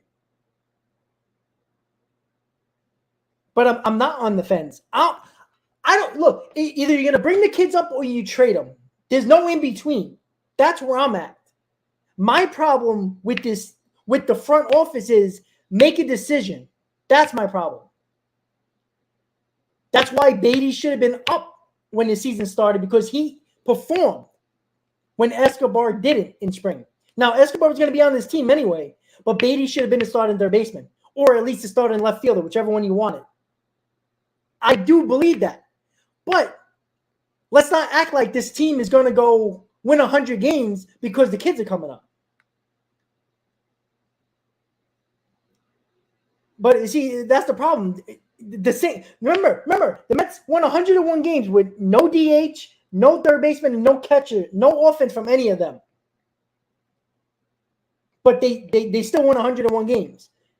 And again, I have no problem with people saying, bring up the kids. Bring them up. But don't come on this channel when the kids are up and they're struggling and say, oh, look at this. This team ain't going anywhere. Well, okay, so the team's going to win 75 games, but at least the kids play. Well, guess what? I don't want to have a 75-win season. Now, it takes a little bit of youth with a little bit of veterans to win a championship. You see that with every team. There needs to be a little youth infusion here. I agree with you. Right? But I guarantee you, not on this channel, not today, but look on Twitter. Look on Twitter today. Okay? There'll be people killing Francisco Alvarez for striking out with 3 runners in scoring position today. Guaranteed. I'm not going to kill the kid. It's one game. You can't put all the pressure in the world on him because there was other guys in the lineup that didn't get the job done either. Right? But I guarantee you on Twitter right now, there's people killing Alvarez for striking out twice with 3 runners on in scoring position. It's going to happen. And it probably already did. Now, I'm all on board. Well, Ken, we talked about that too. Buck has terrible lineups on a Sunday during the season. He give guys days off. So, unfortunately, guys, the New York Mets lost to the Marlins 7-2, but they did win the series. They're 5-5 on the season. They are facing the San Diego Padres. If you listen to the chat right now, don't watch because the Padres are going to sweep the Mets. So don't bother watching. I'm not going to go to the game tomorrow because people said, why bother? Oh, you see, exactly. Everyone had a bad day. I agree. We left too many runners on. If I'm not mistaken, I think we left 10 men left on base and 6 in scoring position. You can't have that.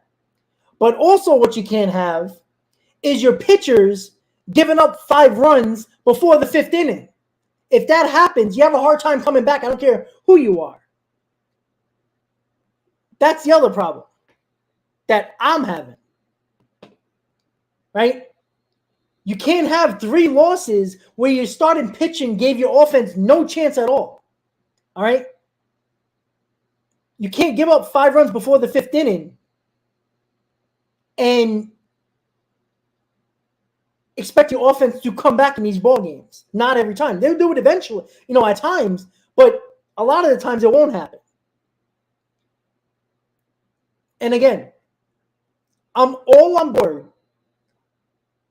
with people saying bring up the kids. Okay, that's fine. But know the consequences if that doesn't work.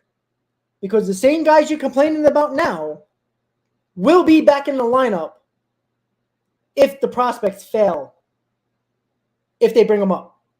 Because they'll be sent back down, and the veterans will be back playing. Can't have it both ways.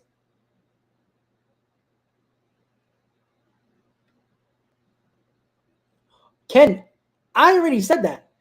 I said Taijuan Walker would be a better Met than a Philly. That's what I said. I never didn't want Walker. I thought the Mets should have signed Walker. But I did say that Walker's not going to be as good as he was with the Mets. Walker would have better seasons with the Mets than the Phillies. Like I can't say, oh, I'd rather have Carrasco over Walker. That's just stupid. I never wanted Carrasco back.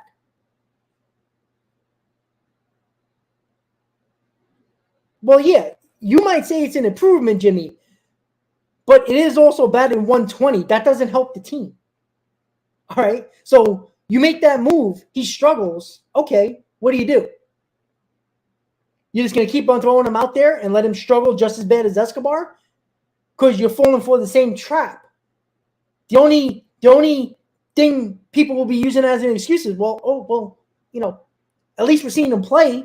Well, what is it? Do you want to see the prospects play or you want to try to win a championship? Because if the prospects come up and perform, we might have a chance here. But if they don't perform, how do you know that the same players, Escobar, Canna, Nito, and the other guys you want to replace them with, them guys, also won 101 games last year? Actually, Jimmy, it's not. It's not. What if he is also worse than Escobar? Again, I don't think Beatty would be. But we also have to think of the consequences also. Do you want to win or do you want to win 75 games? Because you can't have it both ways. Again, bring the kids up. I'm on board with that. But don't complain when they don't perform and the Mets win 75 games and your $350 million payroll don't make the playoffs. Because then what are you going to do? Yeah. And again, let's not act like we know more than the front office knows and the coaches know. You know, they see these guys every day, all right? You know, there might be certain things that we don't see on the, on TV or on the base, on a regular basis that is preventing these guys from coming up. Remember, Beatty and Alvarez came up because of injury last year and this year. Vientos was the only one called up because the Mets offense was struggling. Other than that, Beatty would have never been up here last year if it wasn't for Escobar and Guillermo injured at the same time. Same thing with Alvarez. If your starting catcher in Navarez wasn't injured, Alvarez wouldn't be up. Well, Boliqua, then the Phillies are on track to have a 375 season. And let's see, who else? The Padres are on track to have a 500 season. The Phillies were on track to have a 500 season, which they did, a little bit over 500 season, and they made the World Series. Hebrew, I don't think it's service time manipulation anymore, to be honest with you. Toro, who knows? But you can say that for the Phillies as well, right? Don't just say it for the Mets and not bring it up with other teams. The Phillies, who everybody claims are better than the Mets, has a worse record than the Mets. So the Phillies are still a great team and the Mets are bad, right? That's how it works.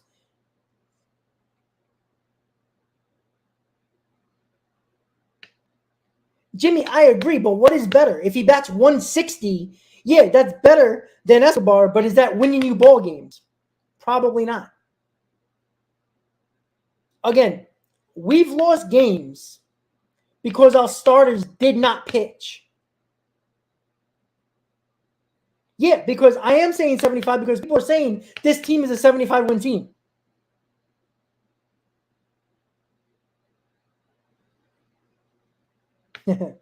I think David's mad at me because I blocked him yesterday because he was being just annoying for no reason.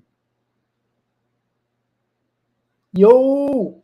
All right, guys. So the New York Mets lose the last game of the series against the Marlins. Fail to sweep the Miami Marlins. Took 2 out of 3. They are at 500, 5-5 on the season, 10 games in. Lose 7-2.